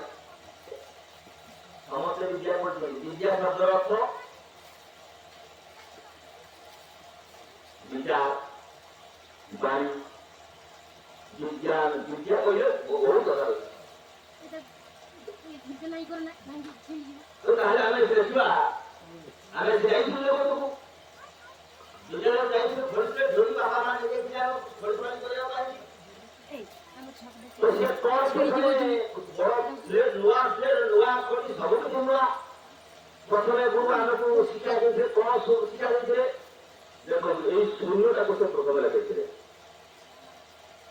ଗୁରୁ ଆଜ୍ଞା ଖଟ କାଟ ଯେବେ ପଢିବୁଟି ଅପରା କାଟ ଶୂନ୍ୟଟ ଧରି ମୁଣ୍ଡଳା କାଟ। ମୁଣ୍ଡଳା କାଟ ଦେଖିଲେ ତ? ମଣ୍ଡଳରେ ଶୂନ୍ୟ। ଗୁରୁ ଆଜ୍ଞା ଖଟ କାଟ ଯେବେ ପଢିବୁଟି ଅପରା ପାଠ ଯେ ପାଠ କେହି ପଢି ନାହାନ୍ତି। ତେଣୁ ସେଇ ସେ ପାଠଟା କଣ ଏତେ ସୁନ୍ଦର ଭାବରେ ଲେଖାଯାଇଛି। ଇଏ ଜଗତକୁ ଆସିଥିଲା ସବୁ ଯେତେ ଆଉ ସୂର୍ଯ୍ୟ ସାଧକ ମାନେ ସବୁ ଆସିଥିଲେ। ସେମାନେ ଇଏ କଳି ଯୁଗର ଜଗନ୍ନାଥଙ୍କର ପରମ ଭକ୍ତ। ସିଏ କେମିତି କହିଛନ୍ତି ଦେଖନ୍ତୁ କେତେ ସୁନ୍ଦର ଭାବରେ ଲେଖାଯାଇଛି। ଆମେ ଧର୍ମ କରୁଛୁ, ସମସ୍ତେ କହୁଛନ୍ତି ମୁଁ ଧର୍ମ କରୁଛି, ସେ କହୁଛି ମୁଁ ଧର୍ମ କରୁଛି। ଆରେ ବାପା କି ଧର୍ମ କରୁ? ଧର୍ମ କଣ? ଦୁଇ ଅକ୍ଷର ଧର୍ମ। କିଏ ବୁଝିଛି ତତ୍ତ୍ୱ ବିଚାର ତାର ମର୍ମ ଏହି ଜାଣିନାହାନ୍ତି। ସେଇ କଥା ଲେଖାଯାଇଛି। ଏଟା କଣ ନା ଚତୁର୍ଥା ରୂପ, ଚତୁର୍ଥା ମୂର୍ତ୍ତି, ବୁଦ୍ଧାବସ୍ଥା ହେଲା ପରେ ଚତୁର୍ଥା ରୂପ ଭଜନ ଓ ଆତ୍ମା ଦର୍ଶନ। এই কথা লেখা যায়। তো এই কথা সে লেখিଛନ୍ତି। ইয়ে সেগুলো লোক দেখন্তু গুরু আজ্ঞা খট চাট যেবে পড়িবুটি অপড়া পাঠ। গুরু আজ্ঞা খট চাট মাতা পাবে খট ছাড়ি দেব বাট যেবে ভেট যাই পরম মঠ। গুরু আজ্ঞা খট চাট যেবে পড়িবুটি অপড়া পাঠ। গুরু আজ্ঞা খট চাট যেবে পড়িবুটি অপড়া পাঠ। গুরু আজ্ঞা খট চাট প্রথমরে ষড়ই একাদশ সঙ্গে বিবাহী পঁচিশ প্রকৃতি ଆଉ ପରେ ହେଳେ ନାଶ ଯିବ ଅନ୍ଧକାର କବାଟ। ଗୁରୁ ଆଜ୍ଞା ଖଟମ ଚାଟ ଯେବେ ପଢିବୁଟି ଅପଡ଼ା ପାଠ। ଗୁରୁ ପରି ଯାଇଲ ଖଟ ଖଡ଼ି ଧରି ମୁଣ୍ଡଳା କାଟ। ପ୍ରଥମରେ ଗାର ଆକାର ଇକାର ଉକାର ଏକାର ଉକାର ମାନ୍ତ। ଗୁରୁ ଆଜ୍ଞା ଖଟ ଚାଟ ଯେବେ ପଢିବୁଟି ଅପଡ଼ା ପାଠ। ତ୍ରୟୋଦବ ତିନୋଟି ଗାର ଚାରି ଗାରେ ଦେବ ବିଚାର। ପଞ୍ଚ ଆତ୍ମା ଜାଣ ଛଅରେ ଛନ୍ଦିନ ସାତରେ ଦେଖିବ ଜଗର ବାଟ। ଗୁରୁ ଆଜ୍ଞା ଖଟ ଚାଟ ଯେବେ ପଢିବୁଟି ଅପଡ଼ା ପାଠ। ଆଠ ଘରେ କରିବ ଧ୍ୟାନ ନବ ଘରେ ଭକ୍ତି ପ୍ରଦାନ। ଭକ୍ତି କଲେ ମୁକ୍ତି ଦିଅନ୍ତି ଶ୍ରୀପତି ତେବେ ଯାଇ ଚିର ହେବଟି ମୁଖ। ଗୁରୁ ଆଜ୍ଞା ଖଟ ଚାଟ ଯେବେ ପଢିବୁଟି ଅପଡ଼ା ପାଠ। ଦଶ ଘରେ ଦଶ କବାଟ ଏକାଦଶ ଘର ଇନ୍ଦ୍ରିଆ କଟ। ଦ୍ୱାଦଶ ଶବତ ଅନାହତ ନାଦ ତ୍ରୟୋଦଶ ଘରେ ଗୁରୁଙ୍କ ଭେଟ। ଗୁରୁ ଆଜ୍ଞା ଖଟ ଚାଟ ଯେବେ ପଢିବୁଟି ଅପଡ଼ା ପାଠ। ଚତୁର୍ଦଶ ଭୁବନ ନିଜେ ପଞ୍ଚଦଶ ଅନାତ୍ମା କାନ୍ଦି ଫଳ ପଳାଶିତ ପ୍ରହରୀୟ ଚିତ ନ ପଢିଲେ କିମ୍ବା ଗୁରୁଙ୍କ ଭେଟ। ଗୁରୁ ଆଜ୍ଞା ଖଟ ଚାଟ ଯେବେ ପଢିବୁଟି ଅପଢ଼ା ପାଠ। ଅପଢ଼ା ଶବ୍ଦ ଅର୍ଥ ସେଇ ଓକୁ ସମସ୍ତେ ଲେଖିଛନ୍ତି ଗୁରୁକୁଳକୁ ଯାଇଛନ୍ତି କିନ୍ତୁ ତତ୍ତ୍ୱ ବିଚାର ସେମାନେ ପଢୁଛନ୍ତି ପ୍ରକୃତି ଭାବରେ ପଢୁଛନ୍ତି ସେ ଅକ୍ଷରମ ଓକୁ ଅକ୍ଷରମ ଆକୁ। କିନ୍ତୁ ତତ୍ତ୍ୱ ବିଚାର ଦ୍ୱାରା ତାକୁ ନେଇ ତତ୍ତ୍ୱଦର୍ଶୀ ଗୁରୁ ତ ଆସିନାହାନ୍ତି ସଂସାରକୁ। ତତ୍ତ୍ୱଦର୍ଶୀ ଗୁରୁ ଆସିବାର ହଜାର ହଜାର ବର୍ଷ ପୂର୍ବରୁ ଯାହାକୁ ଦ୍ୱାପର ଯୁଗରେ ଭଗବାନ ଶ୍ରୀକୃଷ୍ଣ ବ୍ୟାସଦେବଙ୍କ ଭିତରେ ଯୋଉ ଲେଖିଥିଲେ ଠାକୁରଟାକୁ ତ୍ରୟୋଦଶ ଖଣ୍ଡ ଭାଗବତ ମାତ୍ର ଆଉ 12 ଟଙ୍କାର ମୂଲ୍ୟ ସିଏ କେମିତି ଲେଖି ଦେଇଥିଲେ ଏଇ ତ୍ରୟୋଦଶ ଖଣ୍ଡ ଭାଗବତରେ କି ଲେଖିଲେ ସେତେବେଳେ ସୀତାନନ୍ଦ ସେ ତ୍ରୟୋଦଶ ଘର ଯାଇକି ଗୁରୁଙ୍କ ଭେଟ। ତ୍ରୟୋଦଶ ଖଣ୍ଡ ଭାଗବତ ଜଗତବାସୀ କେହି ପଢେ ନାହିଁ କାହିଁକି? ଏଇଟା ହଉଛି ମାନେ ଇଏ ଅମୃତ ମାନେ ମହାବିଶ୍ଵ ୟାକୁ ଯଦି ପଢିକି ଯଦି ଏ ଶାସ୍ତ୍ରକୁ ପଢିକି ଯଦି କେହି କାମନା ବାସନା ଯଦି ଅର୍ଥ ଟଙ୍କା ପଇସା ଯଦି ମାଗିବ ଭଗବାନଙ୍କୁ ମରିଗଲେ ଜାଣିବ ସିଏ ମରିବ ତା ବଂଶ ମରିବ। ତେଣୁ ଏଇଟା ବି ଗୁପ୍ତ ଭାଗବତ ଇଏ ଅପ୍ରଥା ୟାକୁ ଇଏ ମିଳିଥିଲା ନାହିଁ। ଗୁରୁଙ୍କ ମହାପ୍ରଭା ପରେ ଶ୍ରୀଗୁରୁଙ୍କ ମହାପ୍ରଭା ପରେ କହୁଥିଲେ ବାପା ଏ ଧର୍ମ ସର୍ବଶାସ୍ତ୍ର ତାକୁ ବେଦ ବେଦାନ୍ତ କହିଲେ କି କାଳେ ଉତ୍ସାହ କରି କହିଲେ ଏସବୁ ଗୁରୁ ନାହିଁ ମୁଁ ଖୋଜିବାକୁ ଆରମ୍ଭ କଲି ଏକାଦଶ ଭାଗବତ ତାକୁ ପାଇଗଲି କିନ୍ତୁ ଦ୍ରଦଶ ଭାଗବତ ଯେତେବେଳେ ଆସିକି କହିଲା ନାହିଁ ଦୋଷକୁ କହିଲେ ଆମରି ରାଧାରାମ ପୋତା କାଳ ତାକୁ ପଚାରି ସେ ସଭା ସମ୍ପର୍କ ହଉଛି ଭାଇ ମିଳିବନି କହିଲେ ନାଇଁ ଭାଇ ମୁଁ ଦେଖେ ଖୋଜିକି ପାଇଲେ ନାହିଁ କହିଲେ ଦ୍ରଦଶ ଭାଗବତ ଅଛି ମୁଁ ଭାଇ ଆପଣ ଏତେ ବହି ବହି ଦୋକାନ କରୁଛନ୍ତି ନାହିଁ କହିଲା ନା ଭାଇ ମୁଁ ନୂଆ ଶୁଣିକି ଆପଣଙ୍କ ମୁଖରୁ କହିଲେ ମୁଁ ଠିକ ଅଛି ମୁଁ ଫୋନ କରି ବୁଝେ ଲଗେଇଲା ଫୋନ କଟକ ଲଗାବେଳକୁ କହିଲେ ଆଜ୍ଞା କଣ ଆପଣ ନାଇଁ ଆଜ୍ଞା ସାର୍ ଦେଖିଲେ ଆପଣଙ୍କ ସେଇ ଗୋଟିରେ କି ତ୍ରୟୋଦଶ ଖଣ୍ଡ ଭାଗବତ ଅଛି ତ୍ରୟୋଦଶ ଖଣ୍ଡ ଭାଗବତ ଥିଲା କିନ୍ତୁ ସିଏ ବର୍ତ୍ତମାନ କୋଉଠି ଅଛି କଥା କହିହେବନି ନା କାହିଁକି ନାଇଁ ଆଜ୍ଞା ସିଏ ଜିନିଷ ଦରକାର ଆମର କହିଲେ କୋଉଠି ଅଛି କଣ କରା କଥା ଠିକ ଅଛି ମୁଁ ସମୟ ନାହିଁ ମୁଁ ଦେଖେ ଖୋଜେ କୋଉଠି ଅଛି କାହିଁ କିନ୍ତୁ ୟାକୁ ଦୋଷ ସୁବିଧା ପକେଇ ଦିଆଯାଏ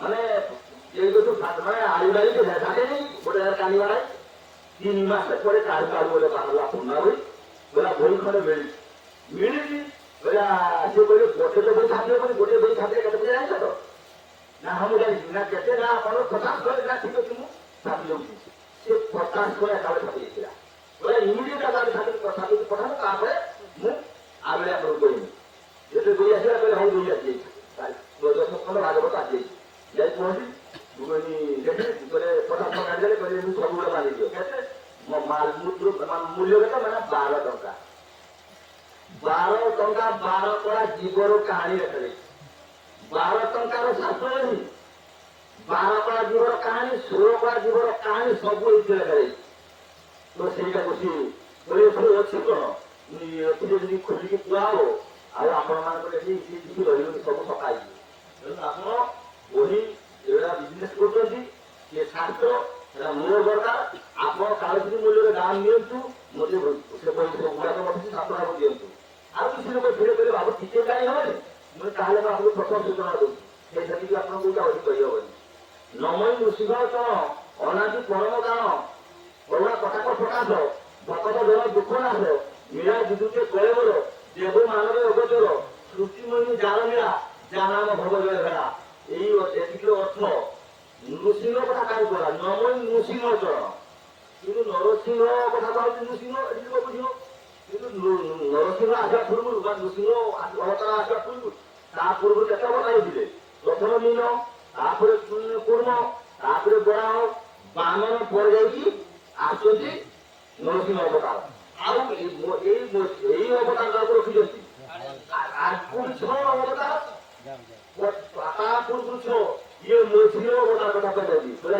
ୟାର ଅର୍ଥ କଣ ମୁଁ ୟାର ଅର୍ଥ ହଉଛି ଲୋକ ବୁଝିବ କଣ ଯେ ହିରଣ୍ୟ କଶ୍ୟପ ଯେତେବେଳେ ତାକୁ ବଧ କଲେ ହିରଣ୍ୟ କଶ୍ୟପ ତାକୁ ବଧ କରିବା ପାଇଁ ନିଜେ ପ୍ରହ୍ଲାଦ ତାଙ୍କର ଭକ୍ତ ନାରାୟଣଙ୍କ ଭକ୍ତ ଥିଲେ ତେଣୁ ସିଏ ତାଙ୍କୁ ଏତେ କଷ୍ଟ ଦେଇଛି ବାପା ଏତେ କଷ୍ଟ ଦେଇଛି ତାର ହିସାବ ନାହିଁ ଯେତେବେଳେ ତାର ମାନେ କଷ୍ଟର ଯେତେବେଳେ ତୃପ୍ତି ହେଇଗଲା ଆଉ ସେ ସହିପାରିଲେ ନାହିଁ ସେତିକି ସିଏ ଆଉ ସେ କଥା ଆଜି କାହାଣୀ କୁହାଯାଉନି ମନରୁ ସେ ଲାଷ୍ଟ କହିଲେ ବହୁତ ପ୍ରଭୁ ସ୍ତମ୍ଭ ଭିତରେ ଅଛନ୍ତି ନା ହଁ ଅଛନ୍ତି ନା ତାହେଲେ ସେଇଠି କହିଲେ କୋଉ ଭଗବାନ ତତେ ରକ୍ଷା କରିବ ଦେଖିବା ଯେତେବେଳେ ସେ ଖଡ୍ଗ ବସେଇଲେ ସେତିକିବେଳେ ସେ ବାହାରିଲେ ବାହାରିଲା ପରେ ସେ କହିଲେ ଆମେ ତ ସେମାନେ କହୁଛନ୍ତି ଆମେ ତ ଏଇ କଥା ଜାଣିଥିଲେ ମୁଁ ନାଇଁ ଏଇ କଥା ନୁହଁ ନା କଣ ଇଏ ଛପନା କରି ଯିବ ସୁଖୀ ଛପନା କରି ଯିବ ଗୋଟେ ସାର ଯିବ କିଏ କୁହ ନା ସାର ଯିବ କି ମନୁଷ୍ୟ ତାହେଲେ ଆପଣମାନେ ଆମେ ଧୀରେ ସବୁ ଖାଇଛୁ ଆମେ ସବୁ ମଣିଷ ନା ନର ନା ଆମେ ସମସ୍ତେ ମନୁଷ୍ୟ ମୁଁ ଆପଣମାନେ କେହି ମନୁଷ୍ୟ ବି ନାହିଁ ନା କଣ ମନୁଷ୍ୟ ନାହିଁ ମୁଁ କେମିତି ଆପଣ ତ ଜାଣି ଏଇ ଶାସ୍ତ୍ରକୁ ଆପଣଙ୍କ ଚାଷ ଦିଆ ଏ ଯେ ଗୁରୁ ଆଜ୍ଞା ଫଟୋ ଚାଷ ଦେବେ କରିବୁ ଅପରା ମାଛ ଏ ଯେ ପ୍ରଥମେ ଯେ ଗୁରୁ ସୁନ୍ଦର ଲେଖିଥିଲେ ସେ ସବୁ ତାକୁ କଣ ଗୁରୁ କହିଥିଲା ସେ ହଉଛି ବ୍ରହ୍ମା ସେଟାକୁ ଅଭ୍ୟାସ କଲା ପରେ ତାକୁ ଆଉ ସେ ବ୍ରହ୍ମା କଥା ହବ ତମ କଥା ତାକୁ ଆଉ ଲେଖା ହୁଏ ତାପରେ ଗୋଟେ ଅକ୍ଷର ଲେଖିଥିଲେ ଓ ତାକୁ କହିଲେ ଇଏ କି ନାଇଁ ହଉଛି ବିଷ୍ଣୁ ଆଚ୍ଛା ତାପରେ ଆଉ ଗୋଟେ ବସିଲେ ସେ କେ ଆ ସିଏ କେ ନା ମହେଶ୍ୱର ତେଣୁ ସିଏ ହେଲେ ମହାବ୍ରହ୍ମ କୁହାଯାଉଛି ତେଣୁ ସିଏ ମହାବ୍ରହ୍ମଙ୍କର ପ୍ରତୀକ ସିଏ ହଉଛନ୍ତି ଶୂନ୍ୟ ବ୍ରହ୍ମ ଅଣାଦି ବ୍ରହ୍ମଙ୍କ ପାଦରେ ଦୁଇଟା ସନ୍ତାନ ସେ ସୃଷ୍ଟି ଆଉ ଗୋଟେ ସାକ୍ଷାତ କରାଯିବ ଇଏ ମହାପ୍ରଭୁଙ୍କ ଦୁଇ ପାଦରୁ ସିଏ କିଏ ଆଉ ସିଏ ଅନାଦି ଯେ ଶୂନ୍ୟ ତାଙ୍କ ପାଦରୁ କିଏ ପୁଣି ସିଏ ଆଉ ଗୋଟେ ପାଠ ବାହାରିଲାଣି ପୁଣି ତାକୁ ବି ଆକ୍ରମଣ କରିକି ରଖିବାକୁ ପଡିବ ଇଏ ସବୁ ଦେଖାଯାଉଛି ଇଏ ସବୁ କଥା ଯୁଗର କାହାଣୀ ବାକି ତାକୁ ଦେଖାଯିବ ସବୁ ଶୂନ୍ୟର ପ୍ରତିବାଦୀ ସବୁ ଶୂନ୍ୟର ମଣ୍ଡଳ ଭିତରେ ସମସ୍ତେ ବାସ କରିଛନ୍ତି ତେଣୁ ନର ହେଉଛି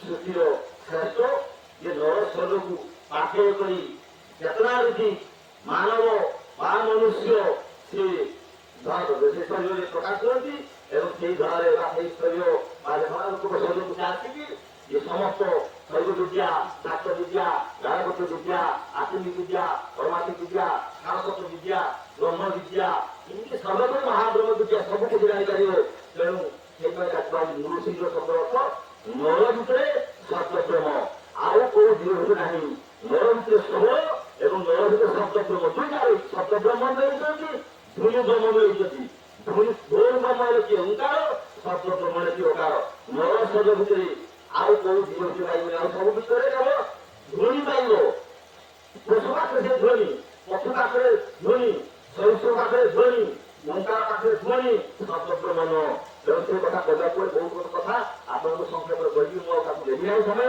ଆମର ସମୟ ମଧ୍ୟ ବହୁତ ଡେରି ସେ କହିଲେ ଆଜ୍ଞା ଆଉ ଟିକେ କଥା ନା ମୁଁ ସମୟ ନାହିଁ ଆପଣ ଏତିକି କୁହନ୍ତୁ ଏଇ ନର ଭିତରେ ସ୍ୱର ଆଉ ଶବ୍ଦବ୍ରହ୍ମ ଧରିକି ଦେଖନ୍ତୁ ଆଉ କୋଉ ପକ୍ଷୀ କୋଉ ପଶୁ ଭିତରେ ରହିଛି ନା ଆଉ ତା ଭିତରେ ନାହିଁ ତେଣୁ ନବନୀ ଶବ୍ଦ କୁହାଯାଉଛି ସର୍ବପରି ଶବ୍ଦବ୍ରହ୍ମ ବିଦ୍ୟା ଏଇ ନର ଭିତରକୁ ଆସିଛି ଏଇ ଆଉ ଭିତରେ ବହୁ କହୁଥିଲେ ତଥ୍ୟ ଅଛି ପୁରୀ ଜାଣିପାରିଲେ ବୁଝିପାରିଲେ ଜୀବିତରୁ କିନ୍ତୁ ଏଇ କଥା କେହି ଜାଣିପାରିଲା ନାହିଁ ବୁଝିପାରିଲେ ଯୋଉମାନେ ଜାଣିଛନ୍ତି ସେମାନେ ଅଲରେଡି ସଫଳତା ମଧ୍ୟ ନେଉଛନ୍ତି বরং শরীর না হয় প্রভুকে ওই মন্ত্রের সাধন না হয় আমার শরীর পতন যদি संसार का असली मतलब है तेरे दरबार में कुछ करके जाऊंगा झोला फट के जाऊंगा या मर के जाऊंगा ये क्या चीज होगा ये बड़ बड़ झूला नहीं हाथ पे जाना आगे तो उसे झूला न কিন্তু কোয়াগুলো এটা করে চৌদ্দা শরীর এই চৌদ্দা শরীর ভিতরে আর চৌদ্দাটি চৌদ্দা নড়াধারে অক্ষের প্রতি শরীর ভিতরে যেন অজাগত হচ্ছে মনুষ্যর বুদ্ধিকে অসম্ভব কাল কেন ধারণা অত্যন্ত সূর্য ভাঙ এই চৌদ্দা ভিতরে সাড়ে চার তিন হাত শরীর ভিতরে অজাগত হস্তি হচ্ছে কে মানিব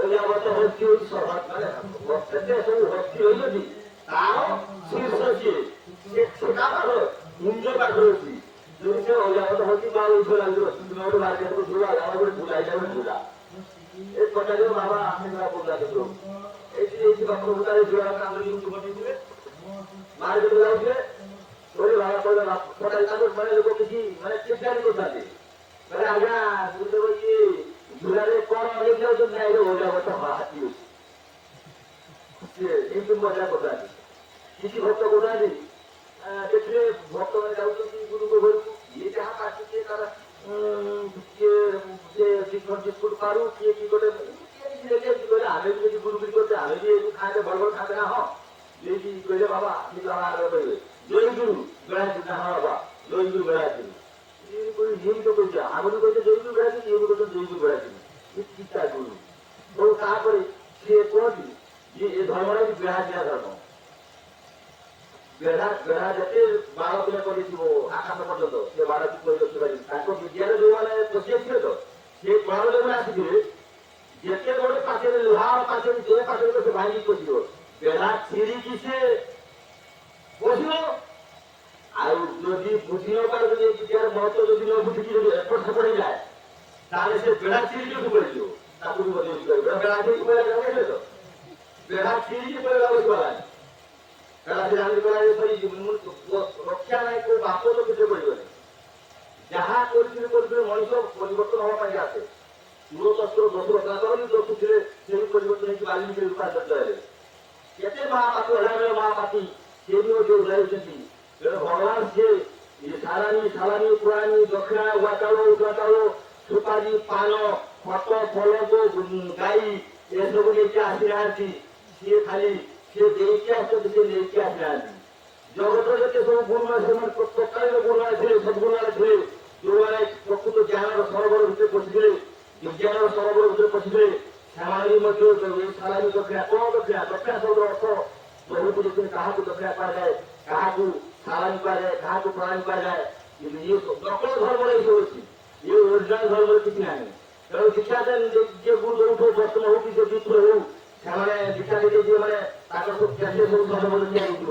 ଧୋତି ଗାମୁଛା ଟଙ୍କା ପଇସା ଖାଦ୍ୟ କେତେ ସବୁ ଶିକ୍ଷା ଦେଇଯିବ। କିନ୍ତୁ ପ୍ରଭୁ ଇଏ ମହାବ୍ରହ୍ମଙ୍କ ବିଦ୍ୟା ଇଏ ବିଦ୍ୟା ଯଦି ସିଏ କାମ କରିବ ଇଏ ବିଦ୍ୟା କିଛି କାମ କରିବ ଯିଏ ଦବ ତା ପାଖରୁ ମିଳିଯିବ। ଯିଏ ଦବ ତାର ବି କିଛି ହବ ନାହିଁ। ୟା ପରେ ବି ମୋତେ ଏଭଳି ଧାରା ରହିଲା ପରେ ବି ତା ଭିତରେ କୁକୁର ଆଉ ଇଏ ଭଗବାନ ଦୋଷୀ ଆସିବ। ତେଣୁ ସେଇ କଥା କରାଯାଉଥିଲା। ଆଜି ଆମେ ଯୋଉ ଉପାସନା କରୁଥିବା ତାପରେ ଗୋଟିଏ କଥା ରହିଛି। ଆଜି ଦେଖ କେତେଟା ହେଲା 1 2 3 4 5 6 7 ଦେଖ 1 2 3 4 5 6 7 ଆଚ୍ଛା ତାହେଲେ ବର୍ତ୍ତମାନ ଗୋଟେ ଗୋଟେ ଯୁଗରେ ଗୋଟେ ଗୋଟେ ये परम पुरुष ये साधक जगतारी पुरुष को बुझा पाए लोग सफल हो जाए যুবতার उसको बुझा तो दूर কথা কিন্তু এমনি করে ঘোষণা নির্মাতার চিত্রভাষণ হওয়ার উপর যে পূর্ণ অবচেতনার ভিতরে এই অন্ধকার জীবনের ভিতরে থাকে কি জীবাত্মা যদি শ্রীগুরুকে সান্নিধ্যକୁ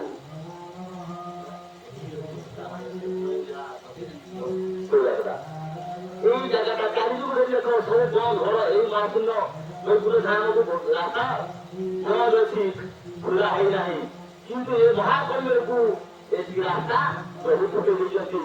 ତାପରେ ସେ ସ୍ୱୟଂ ମହାବ୍ରହ୍ମ ଆସିଛନ୍ତି ମାନେ କଳିଯୁଗର ଶେଷ ପୁଣି 100 ବର୍ଷ ପୂର୍ବରୁ ମହାକଳି ଶେଷ ହେଲା 13 ବର୍ଷ ପର୍ଯ୍ୟନ୍ତ ଦେହରେ ରହିକି ସମସ୍ତ ଦୁଃଖ କଷ୍ଟ ଯାତନାକୁ ନିଜ ଭିତରେ ପଶେଇକି ପୁତ୍ର କନ୍ୟାକୁ ସେଇ ଧାରାକୁ ନେବା ପାଇଁ ସେ ଚାହିଁଲେ କଣ করে ব্রহ্মা বিষ্ণু মহেশ্বর পাঠ এই গায়ত্রী পাঠ হচ্ছে সত্যগুণ রজতম গুণ অর্থাৎ ব্রহ্মা বিষ্ণু মহেশ্বর সে ব্রহ্মা বিষ্ণু মহেশ্বরকে বুঝিয়া পাই ଦେଇନାହାନ୍ତି ଚତୁର୍ଥ ଜଗନ୍ନାଥ ବୁଝିବା ପାଇଁ ଦେଇନାହାନ୍ତି ଜଗନ୍ନାଥ ବୁଝିବା ପାଇଁ ଦେଇନାହାନ୍ତି କୃଷ୍ଣ ବୁଝିବା ପାଇଁ ଦେଇନାହାନ୍ତି ରାମ ବୁଝିବା ପାଇଁ ଦେଇନାହାନ୍ତି ନାରାୟଣ ବୁଝିବା ପାଇଁ ଦେଇନାହାନ୍ତି ଗାଈରେ କାଟି ଏକାବେଳେ ଉଙ୍କାର ପାଠକୁ तो एतु एई धारु से सीधा आसीबे तुमे उंकार करू ये एते बा कथा से बची बुद्धि समय नाही अरे अलग का वर्तमान से भजनी मोटे में बची एते गोम से तातले प्राणाई जो दवे नाही तो जीव को अलगा दियो सीधा नहीं ये बुद्धि जो जैसे जगत माता जो विश्व जनता को लेजंती ये हो तो विश्व माता ये जगत माता तो याको स्वरूप को जो उठे ଯାଙ୍କର ସ୍ୱରୂପକୁ ବୁଝେଇ ସେ କଣ କଲେ ଇଏ ହଉଛନ୍ତି ବ୍ରହ୍ମାଣ୍ଡ ଜରା ମାତା ଜଗତ ଜନନୀ ବ୍ରହ୍ମମୟୀ ଶକ୍ତି ସିଦ୍ଧି ଶାନ୍ତି ସ୍ୱରୂପୀ ନିର୍ଗୁଣ ସ୍ତ୍ରୀ ବ୍ରହ୍ମ ଇନ୍ଦ୍ରିୟକାର ବିକାର ବିହୀନ ଜନ ତେନ ନିରାକାର ତାହାର ଲୋ ଶକ୍ତି ଶକ୍ତି ପ୍ରାଣରୁ ଶକ୍ତି କେବଳ ସେ ବ୍ରହ୍ମେর স্বরূপ শক্তি আছে তাই আছে শক্তি ধারণা যে শক্তি বলে তোর সাধনা ভজনা যে শক্তি যে সুশীলা শক্তি তারে করি শক্তি নিয়ে শক্তিশূন্য ব্রহ্ম নিয়ে পাই শক্তি কেবল বল ব্রহ্ম দর্শনে প্রতিবিন্দু ভক্তি জ্ঞানে কেবল দর্শনে দর্পণ স্বরূপা শক্তি সহায় না হলে सृष्टि तत्व ये सृष्टि सृष्टि तत्व ये ब्रह्म तत्व कखन ना मिले जानी पारिबो ना ये ब्रह्म ये भी ब्रह्म ये रे महाब्रह्म तापर कखन जीव को जीवर नाम देले ओंकार नाम देले आदि नाम देले एई नाम से किसी दिन अभ्यास करे एई नाम होचंती औषधि ना सब जीवर हृदय से वास करते पुणी ये होचंती ध्वनि ये ध्वनि कौन करते ना ये आहुत होचंती प्रसाद जानुଛନ୍ତି ଆଉ ବିଶ୍ୱାସ ଉଠାଉଛନ୍ତି ତାର ବିଶ୍ୱାସ ବାହାରିଗଲା ଆଉ ପ୍ରସାଦ ବାହାରିଲାନି ଅର୍ଥାତ୍ ସିଏ ମରିଗଲା ସଫଳ ହେଇଗଲା। ତେଣୁ ଜୀବ ଥାଉ ଥାଉ ଭଲ କହୁଥିଲେ ପ୍ରଭୁ ଏଇ ଅନ୍ଧକାର ଜୀବନ ଭିତରେ ଥାଉ ଥାଉ ତୁମେ ପ୍ରଭୁଙ୍କର ଭଜନ ଯେ ସେ କହୁଛନ୍ତି ବାବୁ ଇଏ ଶେଷ ସମୟ ଏ ନିଶ୍ୱାସ ସମୟ ଭିତରେ ସେଇଟା ପଢ ନିଜ କାଢ଼ ସେଇ କଥା କେମିତି କହିଛନ୍ତି ଲେଖିଛନ୍ତି ଇଏ ବିଚାର ଯେତେବେଳେ ଜୀବନ ଭାବନା ରାଜ୍ୟକୁ ପ୍ରବେଶ କରେ ସେତେବେଳେ ତାକୁ ଆଉ ଗୋଟେ ବିଚାର ଦେଇଛି ପ୍ରଭୁ जो जे फैसले करते हैं माथे पर गिरो ओ और आ ये रे ब्रह्म ओ ये रे सत्य ब्रह्म गीता शास्त्र भागवत शास्त्र रे सत्य ब्रह्म पर जो ज्ञान माने ज्योति ज्ञान कर देते स्वर्ग को बोले आज जो ब्रह्म का रूप है जीव जाने को ये ना है इंद्रिय ज्ञान तो ना मिलेगा चिंता है स्वर्ग को तो ना पाया था उदस्त नीति श्री सर्वय अजर सराव सरासी एक भाग है সেই জানে কি যা বলি তোমায় যাহা জানে জীবগুণ অমৃত পায় ব্রহ্মাণ্ড সেই বস্তু আদি নাই যার পরম অক্ষরকান্ত হয় আমার সংসারকে পথ তোলা একটা কাজ কি বলা যায়, তাহাকে আমার স্বরূপ প্রকাশিত নয়। এই জগৎবাসী সত্য মিশন ভিতরে অଛନ୍ତି, কিন্তু আমি যাহা উপাসনা করছু সে উপাসনার অর্থ কଣ? উপাসনা আমি রয়েছি এই মতপূর্ণ অন্ধকার জীবন, এই বিশ্বটা পূর্ণ অন্ধকার হয়েছি, পূর্ণ অন্ধকার ভিতরে এই দেহরে আমি সময় বাস করছু, কিন্তু আমার উপাসনা করছি, আমার উপাসনা করছি তাকে দেখা যাଉଛି।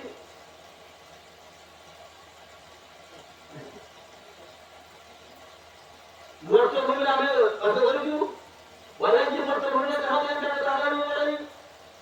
ସେ ନାରାୟଣ ହଲ୍ଲା ଆମ କୁସୁମ ଯୋଗଲା ସବୁ ବେମାରୁଛି ମଣିଷ କିଏ ଚିତ୍ର ଦେବତା କିଏ ମନୋରଞ୍ଜନ ଆସିବ ସେ ମରିବ। ପୁଣି ରାଗ କରିଥିଲେ ବିବେକ ବୁଝିକି ଆଣିବା ବେଳେ ମୋ ଜୀବନରେ ଅର୍ଥାତ୍ ଯଦି ଓଙ୍କାର ଯଦି ଆପଣ ବୁଝିକି ସେ ଜୀବନ ଧାରା ଯଦି ଗତି କରେ ତାହେଲେ ନାରାୟଣରୁ ସେ ଶ୍ରୀ ନାରାୟଣ ଯାଇଥିଲେ। ନାରାୟଣ ସେ ଓଙ୍କାରକୁ ଆହ୍ୱାନ କରିକି ମା ଶ୍ରୀ ଶ୍ରୀମା ଶ୍ରୀ ତାଙ୍କ ଭିତରେ କ୍ରିୟାଶୀଳ ହେଲାରୁ ସେ ଶ୍ରୀପଦ ଅଧିକାରୀ ହେଲେ। ରାମ ମଧ୍ୟ ସେ ଶ୍ରୀପଦ ଅଧିକାରୀ ହେଇଛନ୍ତି, କୃଷ୍ଣ ମଧ୍ୟ ଶ୍ରୀପଦର ଅଧିକାରୀ ହେଇଛନ୍ତି, ଜଗନ୍ନାଥ ମଧ୍ୟ ଶ୍ରୀପଦର ଅଧିକାରୀ ହେଇଛନ୍ତି।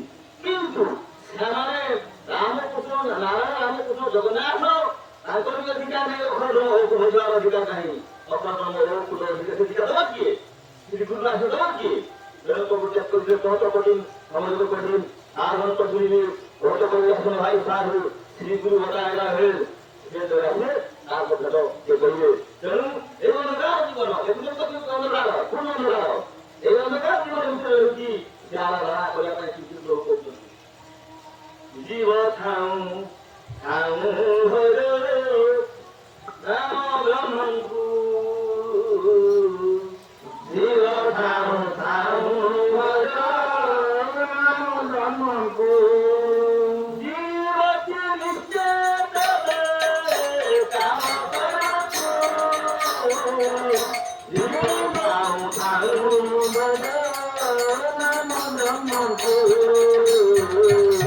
ଜୀବ ଥାଉ ଥାଉ ହର ରାମ ବ୍ରହ୍ମଙ୍କୁ।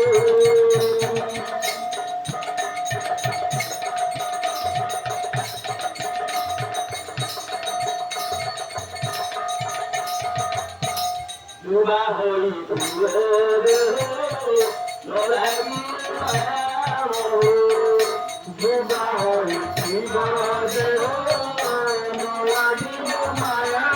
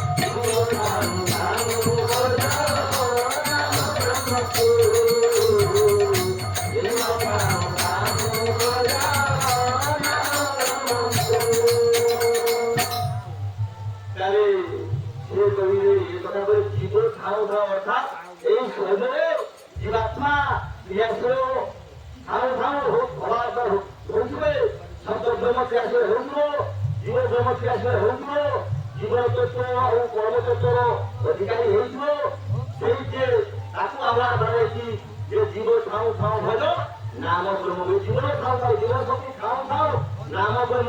କୋଉ ସେ ନାମ?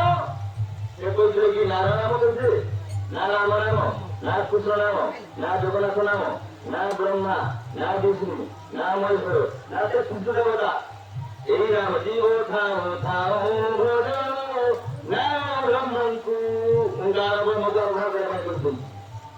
କିନ୍ତୁ ଓଙ୍କାର ବ୍ରହ୍ମରେ କାହିଁ ତାକୁ ନା ସେ ଏମିତି ଏଭଳି ଏକ ସ୍ରୋତାଙ୍କ ପାଦ ଯାହାକୁ ଭୋଜିଲେ ଯିବ ଶାରୀରିକ ଚେଷ୍ଟା ତା ଭିତରେ ସରସ୍ୱତୁରା ଯାହାକୁ ନେଇ ରହିବ। ସିଏ ଋଗ୍ବେଦ କଣ ମନ୍ତ୍ର, ସାମବେଦ ଉପାସନା, ଯୋଗୀ କର୍ମ, ଅଥର୍ବ ଜ୍ଞାନ, এই চারটি ধর্ম তা পাবে। রূপ শব্দ অর্থ করা মন্ত্র, মন্ত্রার্থ, মন্ত্র চৈতন্য, যোগন থেকে ভাগবত, সপ্ত লক্ষ প্রযুক্তি, দশ মন্ত্র নৃদ্ধ কি ইয়ে মন্ত্র সে করুকি, যেতে মন্ত্র করলে কিছু হব না, যেতে মানে সে বাহিনী ফটেকি গুড় পচাড়িকি হাত হলেকি করে কিছু হব না। এর অর্থ জানি নথিব, সেই ত্রিকন্দ যুক্ত নাদ যুক্ত বিন্দু, তাহলে ত্রিচন্দ্র কিଏ না ত্রিচন্দ্রে কিଏ না ଇଏରେ ଆଉ ବ୍ରହ୍ମ, ଇଏରେ ଆତ୍ମା, ଇଏରେ ଭଗବାନ।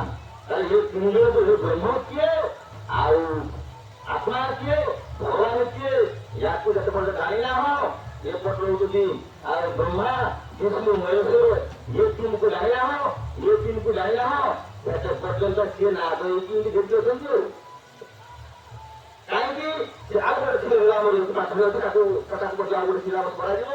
ଇଏ ଗୋଟେ କାମ ଥିଲା, ସେଟାକୁ ପୁଣି ତାକୁ ସରିଯାଇଛି, ବାକି ସେଟା ଆପକୁ ଗଲେ ସେଟା ବାହାରିବ।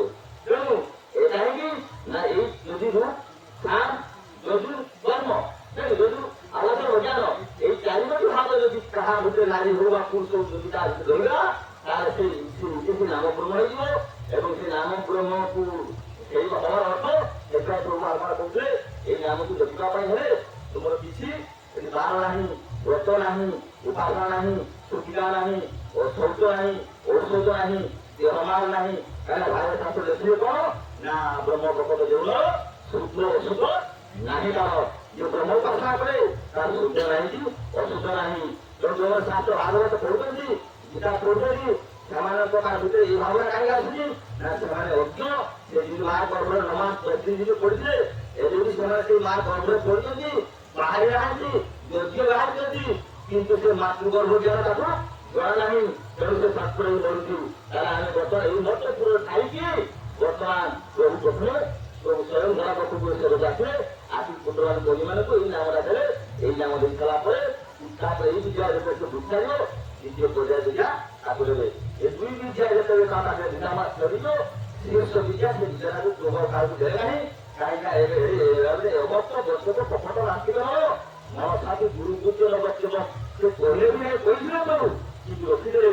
କହିଲେ ଏମାନଙ୍କୁ ଦବା ଯାହା ଗାଈ ଭୁଳିଆ ଛୁଟୁକ ଧରିଆ ତାକୁ ଭଲ ମନ୍ଦ ଉପయోగించి ତାକୁ ଯଦି ବିଦ୍ୟା ଦେଇଦେବୁ ସିଏ ଉଦ୍ଧାର ହେଇଯିବ, କିନ୍ତୁ ଇଏ ଦି ଗୁଳିଆ ଉଦ୍ଧାର ହେଇପାରିବ ନାହିଁ। ତେଣୁ ଯିଏ ଧର୍ମ ଯିଏ ଭେଳି ନାମ ଅଛି, ନାମ ବ୍ରହ୍ମ କିଏ ଭଜିବ, ତାକୁ ସବୁ ଲୋକ ନିନ୍ଦା କରିବ। ଅନାମ ବ୍ରହ୍ମ କରିଲେ ଆହୁରି ନିନ୍ଦା। ଆଉ ଅନନ୍ତ ବ୍ରହ୍ମ କରିବାକୁ ଖାଲି ଗୁଣ୍ଠା ଦିଘା ଖୁନ୍ଦା, ଗୁଣ୍ଠା ଦିଘା ଖୁନ୍ଦା, ତାର ଆଉ କିଛି ପାଠ ନାହିଁ। ତେଣୁ ସେଇଥିପାଇଁ କହିଲେ ଯେ ଯୁବା ହୋଇଥିବ ନ ଲାଗିବ ମାୟା ମଣିଷ, ଯଦି କେହି ଆମ ବ୍ରହ୍ମକୁ ଭଜିକି ଯିବ ଅର୍ଥ ବୁଝିଗଲା, ଯୁବା ବୋଲି ସିଏ ବାହା ହବନି କାହିଁ।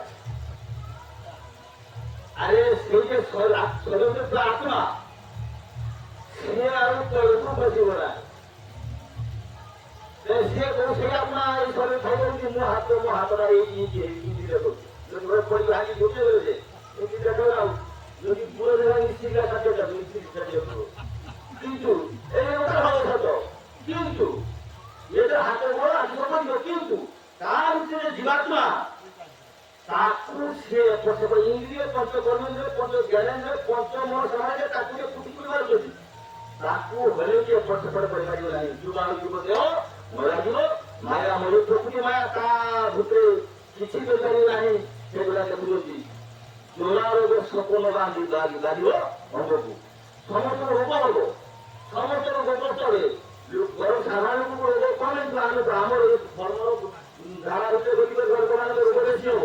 ସେ ରୋଗ ମାନେ କାହିଁକି ଏଇଟା ଶରୀର ବ୍ୟାଧି ମଧ୍ୟ ଏ ଶରୀରକୁ ହସ୍ତ କରୁଥିବା ଚୌଷଠି ପ୍ରକାର ରୋଗ, ଯିଏ ଯାହା ସମୟ କରିବ ରୋଗ ତାକୁ ଏମିତି ସଂସ୍ପର୍ଶରେ କୋଟି କୋଟି ହେଇଗଲ ତା ହାଡ଼ ମାଂସ ପ୍ରଭାବ ବୁଝିବା ୟାର ଏମିତି ଖାଇଲେ ତୁମେ କେତେ ଅଛି ଯିଏ ଦୁନିଆରେ ଚାଲ ପଳେଇଯା କେମିତି ପଳେଇଯା କେମିତି ତନ୍ତ୍ରମତ କରି ଯୋଗ ମୁଁ ବରଂ ଖରାପ ସହିତ କରିବି ଯିବି ନାହିଁ ମୋର ଶରୀର କରି ଯାଉ କିନ୍ତୁ ମୁଁ ପ୍ରଭୁକୁ ଛାଡ଼ିକି ଯିବିନି ଯେ ଗୁରୁକୁ ଛାଡ଼ି ଯିବି ନାହିଁ। ମୁଁ ତ ସବୁ ଜାଣିସାରିଛି, ଗୋଟେ ଜାଣିସାରିଲା ପରେ ମୋର ଆଉ ଦେହ ପ୍ରତି ଭଲ ନାହିଁ, ମାୟା ନାହିଁ। ଇଏ ଗୋଟେ ନାରୀ 4 ଦିନ ହେଲା ପରେ ବାମନ ବର୍ତ୍ତମ ବାରିକୁ କଳା ପାଠ ପଢି ଖାଇଦେଲା। ଶୁଣିଥିଲା ଆମ ଧର୍ମ ନାହିଁ, କ୍ରିୟା କର୍ମ ନାହିଁ, ମଥା ବାର ଗାଥା ଧର୍ମ ନାହିଁ, ନଖିଆ ବାର ଗାଥା ଆମ ଧର୍ମ ନାହିଁ। କ୍ରିୟା କୁହାଯାଇଛି ସାଧୁ କ୍ରିୟାକର୍ମ କଲାବେଳେ ସତ୍ସଙ୍ଗ ପରେ ପାଇ ଦୀକ୍ଷାଟା ନିଷ୍କାମ ଧର୍ମ ଭଜନ ଅଣଥର ଜଗବାସୀ ସେମାନଙ୍କର ହବ, ସେମାନଙ୍କର ମୂଳ କି ନିଆଁ ଲଗାଇବା ହବ, ତାଙ୍କ ଗୁହାଳ ଭାଙ୍ଗିକି ମରୁକୁ ମରୁକି ଭାଙ୍ଗିକି ନେଙ୍ଗଳା କରି ତାକୁ ପାଇବା ହବ, ଯେକି ନିଆଁ ଲଗାଇବା ହବ, ତାକୁ ତାକୁ ଦିଆ ହବ। କିନ୍ତୁ ଆମର ମାନେ ପରମେଶ୍ୱର କଳାର ଯୋଉମାନେ ଆସୁଛି ସେ ପୁତ୍ରମାନେ କନ୍ୟାମାନେ ତାଙ୍କୁ ସେଇ ପରମ କଳାର ଦେବାଦେବୀ ଭାବନାରେ ତାଙ୍କୁ ସବୁ ତାଙ୍କର କ୍ରିୟାକର୍ମ ହବ। ସେ 13 ଦିନ ଯାକ ଯେ ଯୋଉ କାମ ଲେଖା ସରିଗଲାଣି, ଖାଲି ଗୋଟେ ସଭା ହବ। ଆମ କର୍ମ ସ୍ୱତନ୍ତ୍ର, ଆମେ ସୃଷ୍ଟି କରିଥିଲେ ପ୍ରଭୁ, ସଂସାରକୁ ଆଣିଛନ୍ତି ପ୍ରଭୁ, ତାଙ୍କର ଆଦର ଖାଉଛେ, ତାଙ୍କ ପାଣି ପବନରେ ବସିଛେ, ତାଙ୍କ ଶରୀର ସେ ଆତ୍ମା ପରମାତ୍ମା ଆମ ଭିତରେ ଥିଲାରୁ ଆମେ ଜ୍ଞାନ ରହୁଛୁ। ତେଣୁ ଯାହାଙ୍କ ନାମ ବୁଝିଲେ, ଯାହାଙ୍କ ନାମ ସ୍ମରଣ କରି ଆମେ ଉଦ୍ଧାର ହବୁ, ମୁକ୍ତି ପାଇବୁ, ମଠମୁକ୍ତ ପାଇବୁ, ଉନ୍ନତ ପାଇବୁ। ତାହେଲେ ଏ ଧୁବା ବାରିକ ବାମ ବସ୍ତ୍ର ନାଇକ ଏସବୁ କିଏ ଆମ ଧର୍ମର, ଏସବୁ ଆମେ ଢାକୁ ବୁଝିପାରିବେ ନାହିଁ। ଏ କୁକୁର ସେଇ ଜାଗା ବୁଝିବେ ଆମ କଥା କୁହାଯିବ କାହିଁକି ପୋଲିସ ଯୁଗଟା ଅତି ଶୀଘ୍ର ଧ୍ୱଂସ ହେଇଗଲା। ଏଇ କଥା ମୁଁ କହିବି ଯେ ପୋଲିସ ଶେଷ ହବାର କାରଣଟା କାହିଁକି କୁହାଯିବ କିଛି ପରେ ଏଇ ଯାକ ଖାଲି ଆଲୋଚନା କରିଥାଏ। ତାପରେ ଯେ ଭୋଜିମାନେ ଆମ ଧର୍ମ ନିନ୍ଦା ସ୍ତୁତି କରି ହବ ୟାକୁ ଭୋଜିଲା ବେଳେ ତୁମକୁ ଲୋକ ନିନ୍ଦା କରିବ, ସବୁ ନିନ୍ଦା ପ୍ରଶଂସାକୁ ପଛକୁ କରିଦବ।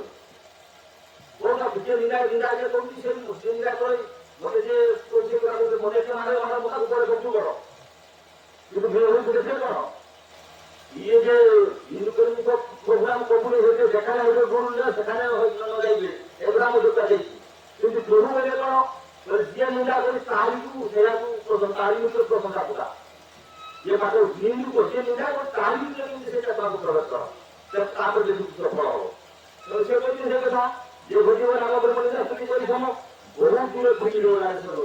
ତେଣୁ ଆମର ଧର୍ମର ଆମର ଲୋକକୁ ଭଳି ପକଉଛି, ଆଉ ଗୁରୁବାରୀ ପଡୁନାହିଁ, ଗୁରୁବାରୀ ପକଉନାହିଁ, ମୁସଲମାନର ପ୍ରଧାନ ଗୁରୁବାରୀ ପଡ଼ିଲାନି ଏরকম ଆମର କାହିଁକି ଗାଁଟା ଦେଖ ସେ ଗୁରୁମାଟା ତୁମେ ଯାହା ଖାଇକି ସବୁ ମାନେ ଯୋଉଟାକୁ ପକେଇ ଦେଲା ଜିନିଷ ସେ ଖାଉଛି ନା, ତୁମେ ପଟାର ପାଇଖାନା କରିଦେଲା ସେ ପାଇଖାନାକୁ ଖାଇଛି, ଆଉ ଗୋଟେ ସବୁ ଜିନିଷ ଖାଇଛି ସିଏ ତୁମକୁ କ୍ଷୀର ଦଉଛି ତାକୁ ଘର କରିକି ଯିଉଛ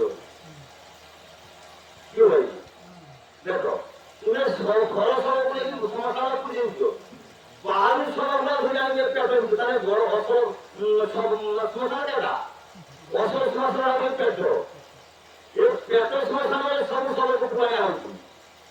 କିନ୍ତୁ ଘରେ ବାପା ମୁଦ୍ରେ ଥାଲେ କି ମା ରେ ଥାଲେ ତାକୁ ନେଇକି ଶ୍ମଶାନରେ ଖୁଆ ହଉଛି। ବହୁତ କିଛି କଥା ରହିଛି, ତେଣୁ ସେ କଥା କହୁଛନ୍ତି ଯେ ବହୁତ ଲେଖି ନିରବରାଜ ଧର୍ମକୁ ଜାତି ଓ ଜାତି ନବାସି ସେ ବ୍ରହ୍ମ ସର୍ବତ୍ର ଅଛି। এই যে ব্রহ্ম আত্মা কুହାଯାଉଛି ଆତ୍ମା ବ୍ରହ୍ମ ଇଏ ସମସ୍ତଙ୍କୁ ଥକା କରି ଯିବ ଭିତରେ ଅଛନ୍ତି କି ନାହିଁ। ତୁମେ ଜାତି ଆସିବ ନାହିଁ, ଜାତି ଆସିବ ଧର୍ମ ହବ ନାହିଁ, ପୁତ୍ର ଆସିବ ଧର୍ମ ହବ ନାହିଁ। ଯିଏ ଧର୍ମ କରିବ ଜାତି ବାସ ନାହିଁ, ପୁତ୍ର ବାସ ନାହିଁ। ଯିଏ ଧର୍ମ ନ କରିବ ଜାତି ବାସ ତାହେଲେ ତା ତ କୋଟି କୋଟି ଜନ୍ମ ଧରି ଧର୍ମ ହେଇନାହିଁ ବା ହବ ନାହିଁ। ତାପରେ କଣ କହିଲେ ଜାତି ବାସୀ ନବାସୀ ସେ ବ୍ରହ୍ମ ସର୍ବତ୍ର ଅଛି। ଅକର୍ମ ବିକର୍ମ ଆଦି ପରିଶ୍ରମକୁ ବିଶ୍ୱକର୍ମ ଆଉ ବସ୍ତୁ ଦିଟାକୁ ସମାନ କରିବାକୁ ପଡିବ। ତେବେ ଯାଇକି ତୁମ ରକ୍ଷା ଜନ୍ମ ମୃତ୍ୟୁ ଦେହରେ ରହେ, ଜନ୍ମ ମୃତ୍ୟୁ ଘରକୁ ଯାଇପାରିବ। ଯାତନା ପାତକ ଧରେ ତା ଭିତରେ କ୍ରିୟାଶୀଳରେ ତୁମକୁ ବିଭିନ୍ନ ରାସ୍ତା ଭିତରେ ହେଇଯିବ। ପାପୀ ମହାପାପୀ କେତେ କଣ କରିବ ତା ହିସାବ ନାହିଁ, କିନ୍ତୁ ସେଗୁଡା ଅଧମ ଅଜ୍ଞାନ ଯାଏ ପାଦକ ଦିନକୁ ଇଏ ଧର୍ମଟାରେ ଆମର ସ୍ଥିତି କରୁଛି। ଆମେ ଆସିଛୁ ଆମର ସ୍ଥିତି ଆମେ ବର୍ତ୍ତମାନ ମା କହିଲେ ଆସି ପହଞ୍ଚିବା ରାତି କଥା ପୁନଃ ଯୋଜନା ଉଠିଲା ବେଳେ ବହୁତ ସିଧା ବୁଲି ଆସୁଛନ୍ତି ଆମ ଆଡୁ ଆମ ଘରକୁ ଆସୁଛନ୍ତି ଆସିକି କହୁଛନ୍ତି ଏବାର କହୁଛନ୍ତି ଏଇଠି ଏବାର ଚାଲ ନିଜ ନିଜେ ଚଳାଣି সংসার বিদেশে বিদেশি দেশে ভ্রমু কেন কারণ এটা বিদেশ তোর ঘর হয়েছি এবার বলি এবার 4 মন নির্বিকেতন সংসার বিদেশে বিদেশি বিদেশে ভ্রম কেন অকারণ জীবনটা অকারণ হয়ে মরিଯିବ রেখে পারিকি সেই ক্লাসে যেটা কথা বলছি আমি আଜି কৌছি মানে মহাব্রহ্মকে শিখি দেছি ইয়ে কিଏ পূর্ণ ব্রহ্ম মহাশূন্য অবনা অনাকার অনাদি অব্যক্ত অদৃষ্ট অমাপ অখণ্ড শ্রী শ্রী শ্রী গুরু প্রভু অনন্ত ব্রহ্ম স্বয়ং স্রষ্টা অজন্মা জন্মময় চক্র যার কথার সৃষ্টি অনন্ত আত্মা মহাজ্যোতি জ্যোতি অজ্যোতির স্রষ্টা যাহাଙ୍କ পଦ ଯୋଗରୁ ଆତ୍ମା ପରମାତ୍ମା ସଦା ଇଏ ଭୁବନ ନାଁ ତ ନିଃଶବ୍ଦ ଭୁବନ ଏଇଟା ନାମ କି ବୈକୁଣ୍ଠପୁର ଆଉ ଯୋଉଠି ସ୍ୱର୍ଗପୁର ଏଟା ଓଲା ସ୍ୱର୍ଗପୁର ବାକି ଆଉ ସବୁ ନେଲେ ଯାହା ବର୍ତ୍ତପୁର ତେଣୁ ଆମକୁ ଏଇଠି ରହିକି ବର୍ତ୍ତମାନ ପ୍ରଥମ ଆଗେ ନାମ ବ୍ରହ୍ମ ପୂଜା ଦେଲେ ପ୍ରଭୁ ତାପରେ ଅନାମ ତାପରେ ଯାଇ ସ୍ୱର୍ଗପୁର ପୂଜା ତାକୁ ଦେଇନାହାନ୍ତି ବର୍ତ୍ତମାନ ଆମର ସେଇ ଭାଇ ଆସନ୍ତୁ ତାଙ୍କ ଭିତରୁ ସିଏ ବି ଆମ ଏ ପୂଜାର ଶେଷ ଭାବନାର ଯଦିଓ ଦଳ ଆଉ ଯାଇଥିଲେ ଚୁରଗୁଡ଼ା ସବୁ କିଏ କାମନା ବାସନା ରାସ କିଏ ଆଉ ଘୋର ଦଳ ଟଙ୍କା ପଇସା ମୋ ମାୟା ରାସ ଧରିକି ବୁଲିକି ଗଲେ କିନ୍ତୁ ଆଜି ଏ ଭାଇ ଦୀର୍ଘ 6 ବର୍ଷ ଧରିକି ପ୍ରଭୁଙ୍କ ମହାପ୍ରଣା କରି ତାଙ୍କ ହୃଦୟ ଭିତରେ ନିଆଁ ଲାଗିଯାଇଥିଲା କିନ୍ତୁ ତାଙ୍କର ହୃଦୟ କେମିତି ଅମୃତ ବାଣୀ ଦ୍ୱାରା ତାଙ୍କୁ କେମିତି ସେ ପ୍ରଭୁ ଆଜିକି ତାଙ୍କୁ ମାନେ ଜାଗ୍ରତ ଅବସ୍ଥାରେ ସକାଳ ଦେହରେ ତାଙ୍କୁ କଣ କହିଛନ୍ତି ସିଏ କହିଲେ ସେ ବର୍ତ୍ତମାନ ସେ ଭାଇ ହେଉଛନ୍ତି ଶ୍ରୀଯୁକ୍ତ ଆମର ଆସିଲେ ଦାସ ଭାଇ କଣ କରୁଛନ୍ତି ଶୁଣ ବନ୍ଦେ ଶ୍ରୀ ଶ୍ରୀ ଶ୍ରୀ ଗୁରୁ ପ୍ରଭୁ ଅନନ୍ତମ୍ ବନ୍ଦେ ଶ୍ରୀ ଶ୍ରୀ ଶ୍ରୀ ଗୁରୁ ପ୍ରଭୁ ଅନନ୍ତମ୍ ବନ୍ଦେ ଶ୍ରୀ ଶ୍ରୀ ଶ୍ରୀ ଗୁରୁ ପ୍ରଭୁ ଅନନ୍ତମ୍ ପ୍ରଭୁ ଯେପରି ଭାବରେ ଇଚ୍ଛା କରିବେ ଆପଣମାନଙ୍କର ଯେପରି ଭାବରେ ଇଚ୍ଛାକୁ ଭାବରେ ପ୍ରକାଶ କରିବେ ଗୋଟେ ଥଣ୍ଡା ବ୍ୟକ୍ତି ବରଫଳା ବସିବ ଅବସ୍ଥା ଖରାପ ହେଇ କଥା ବସି ପଢ଼ି ହେଉନି ତଥାପି ଚେଷ୍ଟା କରିବା ପ୍ରଭୁଙ୍କର କଥା ଯେତେବେଳେ ଭାଇଙ୍କ ନିର୍ଦ୍ଦେଶ ହେଉଛି ଯଥା ସମ୍ଭବ ଆପଣ ଆଗରେ ରଖେ ବର୍ତ୍ତମାନ ସମୟ ଦେହ ଅବସ୍ଥା କିଛି ପହଞ୍ଚୁଛି ସେତେବେଳେ ଆମର କର୍ତ୍ତବ୍ୟ କ'ଣ ହେବା ଦରକାର ସେସବୁ ଚିନ୍ତା କରି ବିଚାର କରିକି କର୍ମ କଥା ଜିନିଷ ଆମର ଗୋଟେ ଅଭାବ ଅଛି କିନ୍ତୁ ଏବେ ପର୍ଯ୍ୟନ୍ତ ଯାହା ଯାହା ସମସ୍ତ ବୁଝେଇ ଗଲେ କାହିଁକି ବୁଝେଇଲେ ତା କାରଣଟା ଆମ ଭିତରେ ଅଭାବ ଅଛି ଯେଉଁ ଅବସ୍ଥାରେ ଆମେ ପହଞ୍ଚିବା କଥା ସେ ଅବସ୍ଥାରେ ଆମେ ପହଞ୍ଚି ପାରି ନାହିଁ ସେଥିପାଇଁ ସବୁ ସମୟରେ ଆମକୁ ତାଲିମ ଦିଆଯାଉଛି ଯେମିତି ଗୁରୁ ତାଲିମ ଭବନ କିନ୍ତୁ ତାଲିମ ଦିଆଯାଉଛି କ'ଣ ତାଲିମ ଦିଆଯାଉଛି ନା କ'ଣ ଅଭାବ ଅଛି ସେ ଅଭାବଟାକୁ ଖଣ୍ଡନ କରିକି ଆଗକୁ କ'ଣ ହେବା ଦରକାର ଆମର ପ୍ରକୃତ ସ୍ୱରୂପ କେମିତି ପ୍ରକାଶ ପାଇବ ସେଇ କଥାଟା ସବୁବେଳେ ଚିନ୍ତା ଚାଲିଛି ଚେଷ୍ଟା କରି ସ୍ୱର୍ଗଟା ପ୍ରତ୍ୟେକ ଶୁଣାଣି ଆଉଛି ବୁଝାଣି ଆଉଛି ସବୁ କଥା ସବୁବେଳେ କିନ୍ତୁ ଆମେ ରହିଗଲେ କୋଉଠି ମନୋଭାବନା ଭିତରେ ରହିଗଲେ ମନୋଭାବନା ଭିତରେ ରହିଲେ କ'ଣ ହବ କର୍ମ କଲେ ଫଳ ପାଇବ ଫଳ କଲେ ସେ ପୁଣି ଫଳ ଭୋଗ କରିବ ୟାରି ସେ ଜୀବ ଭାବରେ ରହିଯିବ ଜୀବ ଭାବ ଛାଡ଼ିଲେ ଭାବକୁ ରହିପାରିବ ନାହିଁ ତ ଯେତେଦିନ ପର୍ଯ୍ୟନ୍ତ ଜୀବ ଭାବରେ ଅଛି ସେତେ ପର୍ଯ୍ୟନ୍ତ ସେ ଜନ୍ମ ଚକ୍ର ଭିତରେ ଆସୁଛି ଜନ୍ମ ଭବ ଚକ୍ର ଭିତରେ ଆସିଲେ କ'ଣ ହବ ତାରି ଭିତରେ ଶୋଇକି ଆମକୁ ଦୂର ଯାଇପାରିବନି ତାହେଲେ ସାରା ଜଗତରେ ଆସି ଯାହା କରୁଛନ୍ତି ଯଦି ଆମେ ବି ସେଇଆ କରୁ ତାହେଲେ ତାଙ୍କ ଭିତରେ ଆମ ଭିତରେ ପାର୍ଥକ୍ୟ କ'ଣ ରହିଲା କିଛି ତ ପାର୍ଥକ୍ୟ ରହିଲା ନାହିଁ ତେଣୁ ଆମକୁ ସଜାଗ ସବୁ ସମୟରେ ଯେତେବେଳେ ବୁଝଉଛନ୍ତି ଯେତେବେଳେ କି ବିରକ୍ତ ହେଉଛନ୍ତି ଯାହା ଯାହା ସମସ୍ତ ହଉଛି ସେ ସମସ୍ତ ମୂଳେ କାରଣ ହଉଛି ଯୋଉ ଜାଗାରେ ଧରନ୍ତୁ ଗୋଟେ ଜାଗାରେ କିଛି ବି ଅସୁବିଧା ଅଛି ତାକୁ ଶୁଣୁଥିଲେ ଠୁକର ମାତ୍ର ହବ ସେ କମ ସମୟ ସେ ଜାଗା ହେଇଯିବ ତାର ଯେତେବେଳେ ସେ ସହମତ ବି ବୁଝୁଛନ୍ତି ଯେତେବେଳେ ଆଘାତ ବି କରୁଛନ୍ତି ଯେତେବେଳେ କଠୋର ସଂଖ୍ୟା ବି କହୁଛନ୍ତି କଠୋର ସଂଖ୍ୟା କ'ଣ ପାଇଁ ଯେତିକି ମୂଳା ଜମି ସେଇଥିପାଇଁ ସେ ବଢୁଛନ୍ତି ସେ କହୁଛନ୍ତି ସେତିକି ସାର ସଫା ହବ ଧର ଆମ ଦେହରେ ଗୋଟେ ଘା ହେଇଛି ଘା ଯାକୁ ଡାକ୍ତରକୁ ଉପଚାର କରିବେ ଯେତେବେଳେ ଉପଚାର କରିବେ ସେ କ'ଣ ଘଟଣା ସଫା କରିବେ ନା ନାହିଁ ସଫା କରିବେ ଔଷଧ ସାରା ପରେ ଧୀରେ ଧୀରେ ସେ ଭଲ ନିରାମୟ ହବ ତାହେଲେ ଯେତେବେଳେ ସଫା କରି ଯେତେବେଳେ ଯନ୍ତ୍ରଣା ହବ କଷ୍ଟ ହବ ଦେହରେ କଷ୍ଟ ହବ ମନରେ ବି କଷ୍ଟ ହବ ତାହେଲେ ଯେତେବେଳେ କଷ୍ଟ ହବ ସେଟା ଯଦି ସହି ନ ପାରିବ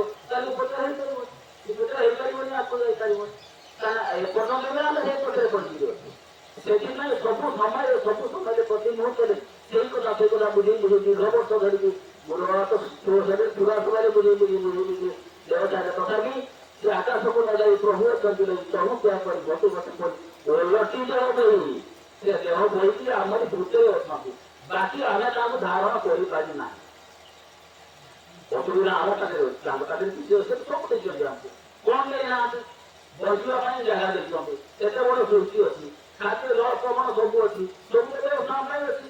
କିନ୍ତୁ ଜଣେ ଯଦି ସବୁ ବ୍ୟବସ୍ଥା କରିଥାନ୍ତି ତାପରେ ଆମର କାମ କଣ? ସେ ଯୋଉ ବ୍ୟବସ୍ଥା ଦେଲେ ସେଇଟାକୁ ନେଇକି ଚଳିବା ନା ଆଗରୁ ତାଙ୍କ କଥା ଚିନ୍ତା କରିବା? ଗୋଟେ ଉଦାହରଣ ଆପଣେଇ ନେବା।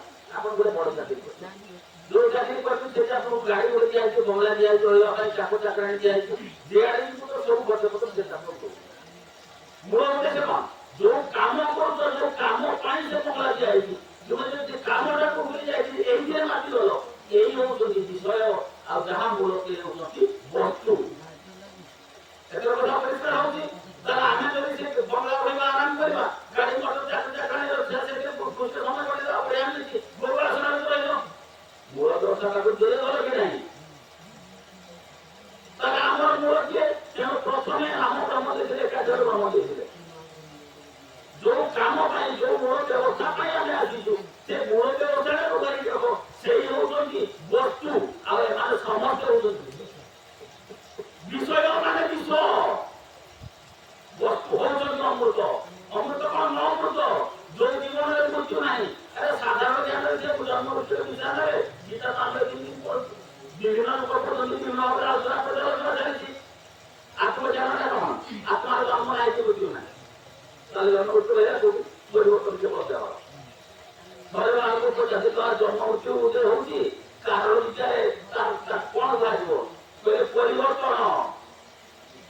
ବାହାରକୁ ପଚାଶ ସେ କରେ ପରିବର୍ତ୍ତନ। ପରିବର୍ତ୍ତନ କାରଣ ଦେହର ପରିବର୍ତ୍ତନ। ଗୋଟେ ଦେହ ଯିବ, ଗୋଟେ ଦେହ ଆସିବ। କିନ୍ତୁ ଦେହ ଭିତରେ ଯୋଉ ଦେଇ ଅଛନ୍ତି ସିଏ କିଭଳି ଭାବେ କୋଉ ଚେତନା ପ୍ରସ୍ତୁତ ଭାବରେ ଅଛନ୍ତି, ନା ମନୁଷ୍ୟ ଭାବରେ ଅଛନ୍ତି, ନା ଦେବତ୍ୱ ଭାବରେ ଅଛନ୍ତି, ନା ବ୍ରହ୍ମତ୍ୱରେ ଅଛନ୍ତି, ନା ଭଗବତ୍ୱରେ ଅଛନ୍ତି, ନା ସର୍ବୋପରି ଅମୃତତ୍ୱରେ ଅଛନ୍ତି, କୋଉ ଧାରାରେ ସେ ଅଛନ୍ତି, କୋଉ ଚେତନା କୋଉ ଶକ୍ତି ନେଇକି ସେ ଅଛନ୍ତି, ସେଇଟା ହଉଛି ବଡ କଥା। ସେ ଚେତନାର ପରିବର୍ତ୍ତନ ହବ। ଯଦି ଉପସ୍ଥିତ ଭାବରେ ଅଛି, ଭୋଗାସନା ଅଛି, ଛାଡ଼ିକି ସେ ଉପରକୁ ଯିବ ନା ନାହିଁ? ଭୋଗାସନା ବିରୁଦ୍ଧ ପାଇଲା ପ୍ରକୃତି ହିଁ ଯୋଉ ଉପରେ ରାଜ କରିବ। ପ୍ରକୃତି ତା ହିସାବରେ ତୋତେ ଜନ୍ମ করে, ତା ହିସାବରେ ତୋତେ ନେଇଯିବ। କିଏ? ନା କିନ୍ତୁ ଆମେ ନିଜେ ସେ କହିବୁ ଯେ ତୁ ସ୍ୱୟଂ ସମ୍ପୂର୍ଣ୍ଣ ହେଇକି ପୁଣି ତୋର ମାଲିକ ହବୁ। ତୋର କର୍ମଧାରେ ତୁ ଧାରଣ କରିବୁ। ଜନ୍ମ ମୃତ୍ୟୁକୁ ହଡ଼େଇ, କାଳ ବିକାଳକୁ ନିବାରେ ନିଷ୍ଠାରେ। ଏକଥା କହିଲା ବ୍ରହ୍ମ ଅନଳ ଜୁଡ଼ି ଜାଳି ବିକାଳ କୁରୁଡ଼ି ଅର୍ଗଳି କବାଟ ଫିଟିଯିବ ସଧିରେ। ତାହେଲେ ଅର୍ଗଳି କବାଟ କେମିତି ଅଛି? ନା ପଡ଼ି ଅଛି କବାଟ ସକାମ ନିଷ୍କାମ ଦୁଇ ମେଳେ। ସକାମ କାମ ବାସନା ଆଉ ନିଷ୍କାମ, ଏ ଦୁଇର ମେଳ ଯୋଉଠି ଅଛି ସେଇଠି କବାଟ ବନ୍ଦ ହେଇକି ପଡିଛି। ଏଇଠି ଯିବା ଏତେ ସମ୍ଭବ ନୁହେଁ, ସହଜ ମଧ୍ୟ ନୁହେଁ। ବୁଝିଲେ କଥା? ତାହେଲେ ଆମକୁ କଣ କରିବା ପାଇଁ ପଡେ? ଯଦି ସେଇଠି ପଢିବା ସେଇଠି ପଢିଯିବୁ ତ ପରୀକ୍ଷା ଯେତେ ଡାକିଲେ ତ ଶୁଣିବୁ, ଯେ ଚାହିଁକି ଶୁଣିବ ତାକୁ କିଏ ଉଠେଇବ? ଉଠେଇବାକୁ ଶୁଣବ ନା ନାହିଁ? ତେଣୁ ସବୁବେଳେ ସେ ଗୋଟେ ସବୁବେଳେ ଚେତନା ଦିଆଯାଉଛି। ଦେହ ପରିବର୍ତ୍ତନ ହଉଛି ହବ, କିନ୍ତୁ ଚେତନାର ପରିବର୍ତ୍ତନ ହବା ଦରକାର। ତୁମେ ଟିକେ ଚେତନାର ସ୍ତରରୁ ଆଉ ଗୋଟେ ସ୍ତରକୁ ଯାଉ, ଯୋଉଟା ସାତଟା ତତ୍ତ୍ୱ ଦେଖେଇଲେ ଏ ନକ୍ସା ଏଇଟା ସାଧାରଣ ଜିନିଷ ନୁହେଁ। ଆପଣ ଯେକୌଣସି ମନରେ ଗୋଟେ କାଳେ ପକାନ୍ତୁ, ଯେକୌଣସି କଥା ଚର୍ଚ୍ଚା କରନ୍ତୁ, ତାର ସମ୍ପର୍କରେ ନଜର ରଖିବେ। ଆଗରୁ ଭାଇ ସେଟା କହିଲି, ଭାଇ ଗୋଟେ ବଜାର କଥା ଏମିତି ଗୋଟେ ମସଲା ଆସିଯାଇଛି, ଯେକୌଣସି କଥା ଯେକୌଣସି ଚର୍ଚ୍ଚା ହେଲେ ତାର ସମ୍ପର୍କଟା ୟା ସାଙ୍ଗରେ ବାହାରୁଛି। ଦେହର ପ୍ରଳୟ ହଉଛି, ଚେତନାର ପ୍ରଳୟ ହବ କଣ? ମାନେ କଣ? ପଶୁତ୍ୱକୁ ମନୁଷ୍ୟତ୍ୱ ମିଳିବ, ମନୁଷ୍ୟତ୍ୱ ଦେବତ୍ୱ ମିଳିବ, ଦେବତ୍ୱ ମିଳିବ, ଆତ୍ମୀୟତ୍ୱ ମିଳିବ, ଭଗବତ ଧୀରେ ଧୀରେ ଧୀରେ ଧୀରେ ଯିବ ନା ନାହିଁ? ଯୋଉ ରାସ୍ତା ଦେଇଛନ୍ତି ପ୍ରଭୁ ସେଇ ରାସ୍ତା ଏକାଥର ନାମ ବ୍ରହ୍ମ ଦେଇଛନ୍ତି।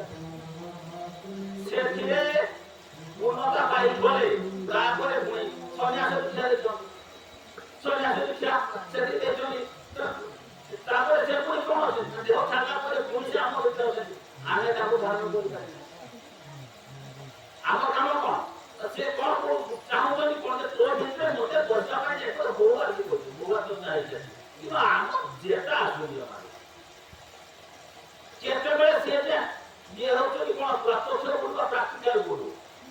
ଇଏ ଆମର ସାଧାରଣ ଗୁରୁ ଇଏ ନୁହେଁ, ଇଏ ବିଦ୍ୟା ମଧ୍ୟ ସେଇଆ ନୁହେଁ। ଇଏ କଣ? ନା କେତେବେଳେ ଗୁରୁଜନ କହନ୍ତି, ମୁझे ଦେଖାନ୍ତି ଘର ଦ୍ୱାର ପଥେ, ସେ କେତେବେଳେ କି ପ୍ରକାର ବଞ୍ଚୁଛନ୍ତି ପଶୁଛନ୍ତି କଣ? ମାୟା କୋଟି ଭିଆଇ ଜଗତ ଭଗତ ଭାଗ ବୁଝୁଛନ୍ତି, ସତ୍ୟ ଧର୍ମ ଭିଆଇ। ସତ୍ୟ ଧର୍ମ ଦେଇକି ସେ ଜଗତର ଭକ୍ତ ଭକ୍ତ ବି ଭାଗ ବୁଝୁଛନ୍ତି, ଜଗତ ବି ଭାଗ ବୁଝୁଛନ୍ତି। ଯାହା ସେମାନେ କିଏ କରିବାରେ ଚାକିରି କରି ଦେବାରେ ପୂଜା ଆରାଧନା କରୁଛନ୍ତି କଣ ଫଳ ଭୋଗ କରୁଛନ୍ତି କଣ ଫଳ ସେମାନେ କାମନା ବାସନା ରଖି ତାକୁ କରୁଛନ୍ତି କିନ୍ତୁ ଆମେ କଣ କରିବୁ ଗୋଟେ ସ୍କୁଲରେ ଯେତେ ପିଲା ପାଠ ପଢନ୍ତି ବହୁତ ପିଲା ପ୍ରକ୍ରିୟା ହୁଅନ୍ତି ଅଳ୍ପ କିଛି ପିଲା ତାହେଲେ ଟିକେ ଟ୍ୟାଲେଣ୍ଟେଡ ହୁଅନ୍ତି ପ୍ରକୃତ ବିଦ୍ୟା ବାହାର କରୁଥିବା ପିଲା କମ ଥିବେ 4-5 ଜଣ ତାହେଲେ ଆପଣ ଯଦି 4-5 ଜଣ ଭିତରେ ଯିବେ ତାହେଲେ ରାସ୍ତାକୁ ବାଛିବେ ଯଦି ଆରାମ ମସ୍ତ କରି ଆଉ ଯଦି ମୋର ମାସି କରିବେ ତାହେଲେ ସେ ରାସ୍ତାକୁ ବାଛି ନେବେ ତ ସାଧା ସରଳ କଥା ତେଣୁ ସେ କଣ କରୁଛନ୍ତି କେତେବେଳେ ପ୍ରଭୁରେ କାହା ଭିତରେ ପ୍ରବେଶ କରି ଆମେ ଯୋଉ ଶବ୍ଦ ଗୁଡାକ କହୁଛୁ ନା ଏ ଶବ୍ଦର ଧରା ପଡିବ ଏ ହଉଛି ଶବ୍ଦ ବ୍ରହ୍ମ ବିଦ୍ୟା ଏ ଶବ୍ଦ ଧରା ପଡିବ କାହା ଭିତରେ କିଏ କିଏ କୋଉ ଅବସ୍ଥାରେ ଅଛି ପ୍ରତ୍ୟେକଙ୍କର ଶବ୍ଦରୁ ବୁଝା ପଡିବ କିଏ କୋଉ ଅବସ୍ଥାରେ ଶବ୍ଦ ବୈଖରୀରେ ପ୍ରକାଶ ପାଇବ ସେତେବେଳେ ପରାରୁ ବ୍ରହ୍ମରୁ ଧରିକି ଆସିଛି କି ଅପରା ବ୍ରହ୍ମରୁ ଧରିକି ଆସୁଛି ସେତେବେଳେ ତାକୁ ଯଦି ବୈଖରୀରେ ପ୍ରକାଶ ପାଇଲେ ଧରା ପଡିବ ଶବ୍ଦର ଶକ୍ତି କଣ ଅଛି ଶବ୍ଦର ଭାବ କଣ ଅଛି ବୁଝିବା କଥା ତେଣୁ ଶବ୍ଦର ଭାବ ଶବ୍ଦର ଶକ୍ତି ବୁଝା ପଡିବ ସେ କେଉଁ ସ୍ତରରେ ଅଛି କଣ କରୁଛି ଯେତେ ବାପ ତୁମେ ମୁଖ୍ୟ ଉପରେ ଇଏ ଦେଖିକି ଅଭିନୟ ଦେଖିକି ଯେତେ ଯେତେ କାମ କରୁଛ ଧରା ପଡିବ ତାପରେ ବର୍ତ୍ତମାନ କଥା ହେଲା ଯେଗୁଡ଼ା ସେଠି ଆମର ଆଲୋଚନା ହେଇଥିଲା ଆଜି ଆଉ ପୁଣି ସେଗୁଡ଼ା 12 ବର୍ଷ ପୁରିଲା 13 ବର୍ଷ ଆରମ୍ଭ ଦେହ ଛାଡ଼ିବାର ପ୍ରଭୁ ଏବେ ସବୁ ବାଛା ହବ ଏବେ ସବୁ ବାଛା ହବ ତେଣୁ ଯାହା କିଏ ଯୋଉଠି ଯାହା ଛୋଟ ମୋଟ ଯାହା କର ଛାଡ଼ ଆଉ ଆଗକୁ ଗୋଟିଏ ବଳ ବସ୍ତୁ ସେ ବିଷୟ ଆସିବ ଆଉ ଯିବ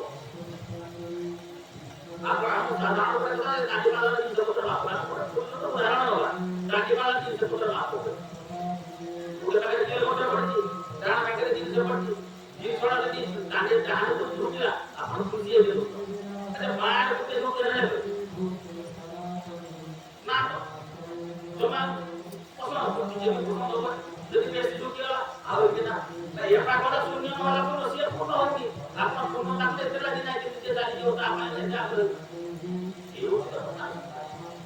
ଆମ ମାନସିକତା ଏ ଜାଗାରେ ଅଛି ନା ନାହିଁ ତାହେଲେ ବସ୍ତୁ ଆଡକୁ ବିଷୟ ଆଡକୁ ଆମେ ଏଟା କରି ଟଙ୍କା ପଇସା ନଷ୍ଟ କରି ଆଡକୁ କିନ୍ତୁ ବସ୍ତୁ ଆଡକୁ ଆମର ଆଗ୍ରହ ନାହିଁ ବୁଝିପାରିଲେ କଥା ତାହେଲେ କଣ କରିବା ଦରକାର ସେଇଟା ଚିନ୍ତା କରନ୍ତୁ ସବୁବେଳେ ସଜାଗ ରହିବା ସବୁବେଳେ ପ୍ରତିଦିନ ମୁହୂର୍ତ୍ତରେ ସଜାଗ ରହିବା କେତେବେଳେ କିଭଳି ଭାବରେ କିଶୋର ଉପରେ ଆମକୁ ପଇସା ନେବା ଆମର କହିବ ତେଣୁ ଯୋଉ ଯେଭଳି ଭାବରେ ବର୍ତ୍ତମାନ ପ୍ରାୟ ସମସ୍ତଙ୍କୁ ସନ୍ନ୍ୟାସ ଦୀକ୍ଷା ଦିଆଯାଇଛି ପ୍ରାୟ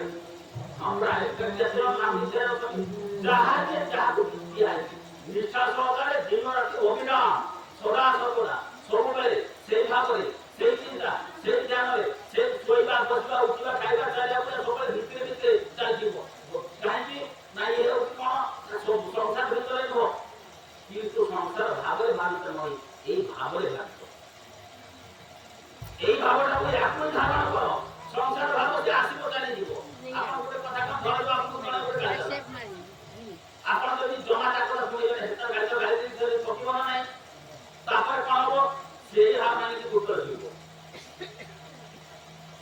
ବୁଝିଲା କଥା ହଁ ସେଇଟା ଗୋଟେ ଉଦାହରଣ দিয়ে ଆମେ ଗୌତମ ବୁଦ୍ଧଙ୍କ ଜୀବନରେ ଗୋଟେ ନେଇଯାଉ ସେତେବେଳେ ଗୋଟେ ଯାଜକଙ୍କୁ ମାନୁନଥିଲେ ତେଣୁ ବହୁ ଶତ୍ରୁ ତାଙ୍କର ସୃଷ୍ଟି ହେଇଥିଲେ ଯୋଉମାନେ ଗୃହ ଛାଡ଼ିକି ସନ୍ନ୍ୟାସୀ ହେଇଗଲେ ସେଇଭଳି ଜଣେ ଯୁବକଚାରୀ ଆସନ୍ତି ସନ୍ନ୍ୟାସୀ ହେଇକି ତାପରେ ତାଙ୍କର ପିତା ଆସନ୍ତି ଖୋଜି ଖୋଜିକି ଗୌତମ ବୁଦ୍ଧଙ୍କ ପାଖରେ ତାଙ୍କ ଛୁଆକୁ ପାଇଗଲା ପରେ ଗୌତମ ବୁଦ୍ଧଙ୍କୁ ଗାଳି ଦେବା ଆରମ୍ଭ କଲେ ସଂସାର ମୋ ଛୁଆ ଫିଟିଲେ ବିଭିନ୍ନ ଗାଳି ଦେଲେ ଇଏ ତାଙ୍କ ଚୁପଚାପ ବସୁଥିଲେ ଦୀର୍ଘ ସମୟ ଗାଳି ଦେଇ ସାରିଲା ପରେ ଇଏ ଯେତେବେଳେ ନିର୍ବିକାର ରହିଲେ ସେତେବେଳେ ପଚାରିଲେ ଏତେ କହିଲି ଆପଣଙ୍କର କିଛି କରିବି ନା ତୁମେ ଗାଳି ଦେଇଛ କାହିଁ ମୁଁ ଶୁଣିଲି ସେତେବେଳେ ତାଙ୍କ তাহলে বডিতে বড় হলে কি আর সামনে হলে কি বস্তু বড় বিষয় প্রকৃতি ভাবে রহিব বিষয় ভাবে করিব বিষয় ভাবে ভাব ধারণ সদা সর্বদা হৃদয় ভিতরে দিন দিন হৃদয় কীর্তন লগাই যে মত দিব অসাধারণ আমার যে সকীর্তন করে উপরে বসিব দিন দিন জ্ঞান হৃদয় কীর্তন লগাই যে মত দিব সদা সর্বদা সেই ভাবে রহ যেলে প্রকৃতি ভাব স্পর্শ করে পারিব না কৌশি প্রভাব পকাই পারিব নাই কৌশি যাহা ভিতরে দুর্গুণ অছি ସବୁ ଛାଡ଼ି ପଡ଼ିବ ମନେ ମନେ ଭାବୁଛ ଯେ ମୁଁ କିଛି ଗୋଟେ ଭୁଲ କରୁଛି ଆଉ ବାହାରେ ମୁଁ ଦେଖୁଛି ବଡ ସୁନ୍ଦର ଅଛି ସମସ୍ତ ଆଗରେ ସୁନ୍ଦର ସୁନ୍ଦର ପୋଷାକ କରି ଲୁଗାପଟା ବଢିଆ ପିନ୍ଧିଛି ବେଶ ଭଦ୍ର ବ୍ୟବହାର କରୁଛି ଏଟାକୁ ଭିତରେ ଭିତରେ ତାର ଦୁର୍ଗୁଣ ଅଛି ସେଟା ଅଭିନୟ ମାତ୍ର ଆଉ ସେଠି ଥିବ କି କାହିଁ ଟଙ୍କା ଚାକିରି ଚାଲିଯିବ এটা লাস্ট যেটা করে দেওয়া হচ্ছে যে আমরা উপহার দিব না যে আমরা সাহেব সাবধান হয়ে যাবে বিলকুল সাবধান হয়ে যাবে ত্রয়োদশ ঘরে গুরু পকেট ଏବେ 12 ବର୍ଷ ପୂରଣ ହେଲା ତ୍ରୟୋଦଶ ଆରମ୍ଭ ହେଲା ଏବେ କଠିନ ସମୟ ସଂସାର କଠିନ ଆସୁଛି ଭକ୍ତ କୁଳକୁ ପରୀକ୍ଷା ହବ ଭକ୍ତ କୁଳକୁ ପରୀକ୍ଷା ହବ ସମସ୍ତଙ୍କୁ ପରୀକ୍ଷା ହବ ପ୍ରକୃତି କାହାକୁ ଛାଡ଼ିବନି ପ୍ରକୃତି ପରୀକ୍ଷା ହବ ପରୀକ୍ଷା ହେଇସାରିଲା ପରେ ପାସ୍ କଲା ପରେ ଯାଇ ଆଗ କରିବ ଯଦି ଫେର ତାଙ୍କ ଜିନିଷ ହେଇଯାଉ ତାରି ଭିତରେ ହଉଛି ସତର୍କ ଛାଡ଼ିବ କାହିଁକି ସେଇ ଯେଉଁ ମୁଖ୍ୟ ଚକ୍ର ଚାଲିବ ସଂସାର ଭାବରେ ରହିଯିବ ନିଜତ୍ୱ ସବୁ ଚାଲିଯିବ କାରଣ ସେ କହୁଛି ତୁ ଆମ ତ ନିଜତ୍ୱଟାକୁ ପ୍ରକାଶ କରିବା ପାଇଁ ସେ ଆସନ୍ତି ଯୋଉ ଜୀବଭାବକୁ ଛାଡ଼ିକିରି ଆତ୍ମଭାବକୁ ଆସିବ ଆତ୍ମଭାବକୁ ଛାଡ଼ିକି ପୁଣି ଗୋଟେ ଭାବ କରିବ ଶେଷରେ ଅମୃତତ୍ୱରେ ପହଞ୍ଚିବ ଯୋଉ ମୁଁ ଏକ ଅଭିନ୍ନ ଭାବ ଏ ବିଦ୍ୟା ହେଇକି ହରିଭଜନ କରିବା ତ ତୁ ମୁଁ ହେଇଯା ଜଗତ ଆସି ମୋର କଣ ମୁଁ ଯାହା କହୁଛି ତୁ ସେଇଟା ମୁଁ ଯାହା କରୁଛି ତୁ କର ଇଏ କହୁଛନ୍ତି ମୁଁ ଯାହା କହୁଛି ସେଇଆ ତୁ କର ମୁଁ ଯାହା କରୁଛି ତୁ କର ତୁ ମତେ ତୋ ଭିତରେ ଧାରଣ କର ମତେ ଧରିକି ସୁଧା ତୋ ଭିତରେ ମୁଁ ପ୍ରକାଶ ହେବା ପାଇଁ ଚାହୁଁଛି ତୋ ଭିତରେ ମତେ ବସିବାକୁ ସ୍ଥାନ କର ତୋ ଭିତରେ ମତେ କିନ୍ତୁ ତୁ ବସିଛୁ କାହାକୁ ପ୍ରକୃତି ଭାବକୁ କାମନା ରାସ୍ତାକୁ ବସିଛୁ ସ୍ମୃତିର ସଂସାର এই ভাବରେ ତୁ ଅଛୁ এই ଭାବରେ ତୁ ପାଇବୁ କଣ ସେ ପ୍ରକୃତି ତୁ ପାଇବୁ କଣ ଚାଲିଯିବୁ ତୋତେ କେହି କହିବନି ତାହେଲେ ମତେ ତୁ ପାଇପାରିବୁ ବସ୍ତୁକୁ ପାଇପାରିବୁ ଏ ବିଷୟରେ ଏଇ ରହିଛି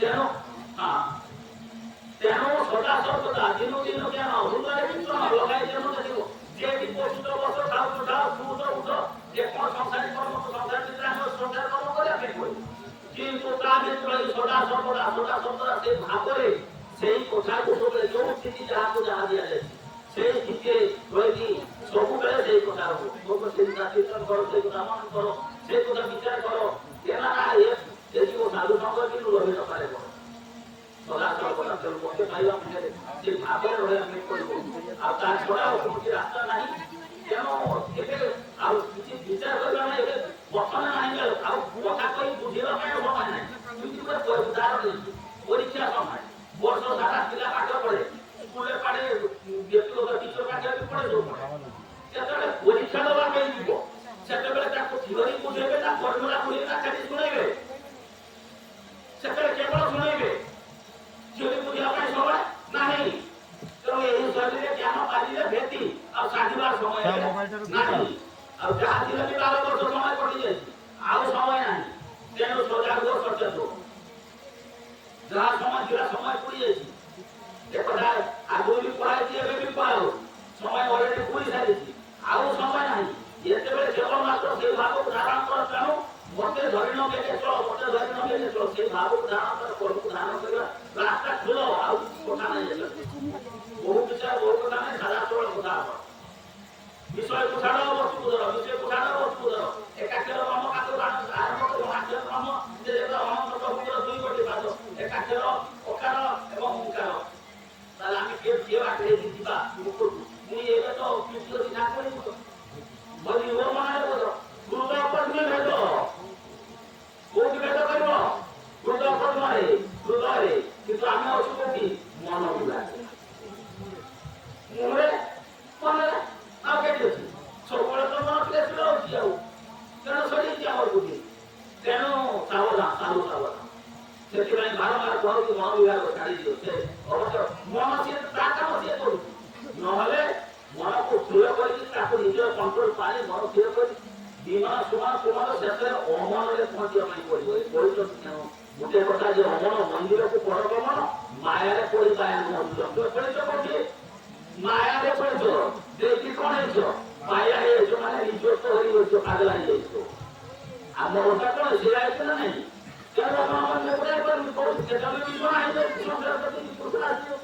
କାହିଁକି ଆସୁଥିଲେ ଶହୀଦ ପାଇଛି ବିଚାରଯୁକ୍ତ ଭାବରେ ଆସିଛି କି ସଂସାରକୁ ଜାଣିବା ପାଇଁ ଚେଷ୍ଟା କରିଛି ଜିଜ୍ଞାସା ନେଇ ଅଛି ଜିଜ୍ଞାସା ନାହିଁ ଆମ ଭିତରେ ପିପାସା ନାହିଁ ଜାଣିବାର ଇଚ୍ଛା ନାହିଁ କେବଳ ସମସ୍ୟା ଭିତରେ ପଡି କୁଟୁମ୍ବରେ ଦୁଃଖ ସାଉର ମଙ୍ଗାର କୁଟୁମ୍ବର ଦୁଃଖ ଚାରିଆଡେ କାଣା ନାହିଁ ସୁଖ ତେଣୁ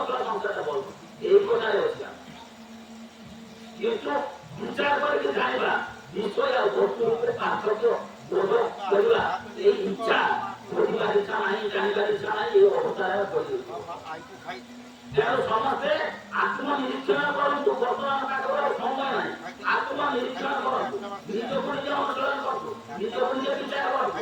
ମୁଁ କିସ କରୁଛି, ମୋ ଭିତରେ କଣ ଭୁଲ ରହିଗଲା, ଏଇ ଭୁଲଟା ମୁଁ କେମିତି ଛାଡ଼ିବି, କଣ କରିବି, ସଦାସର୍ବଦା ନିଜକୁ ଆତ୍ମ ଅନୁଶୀଳନ କରନ୍ତୁ।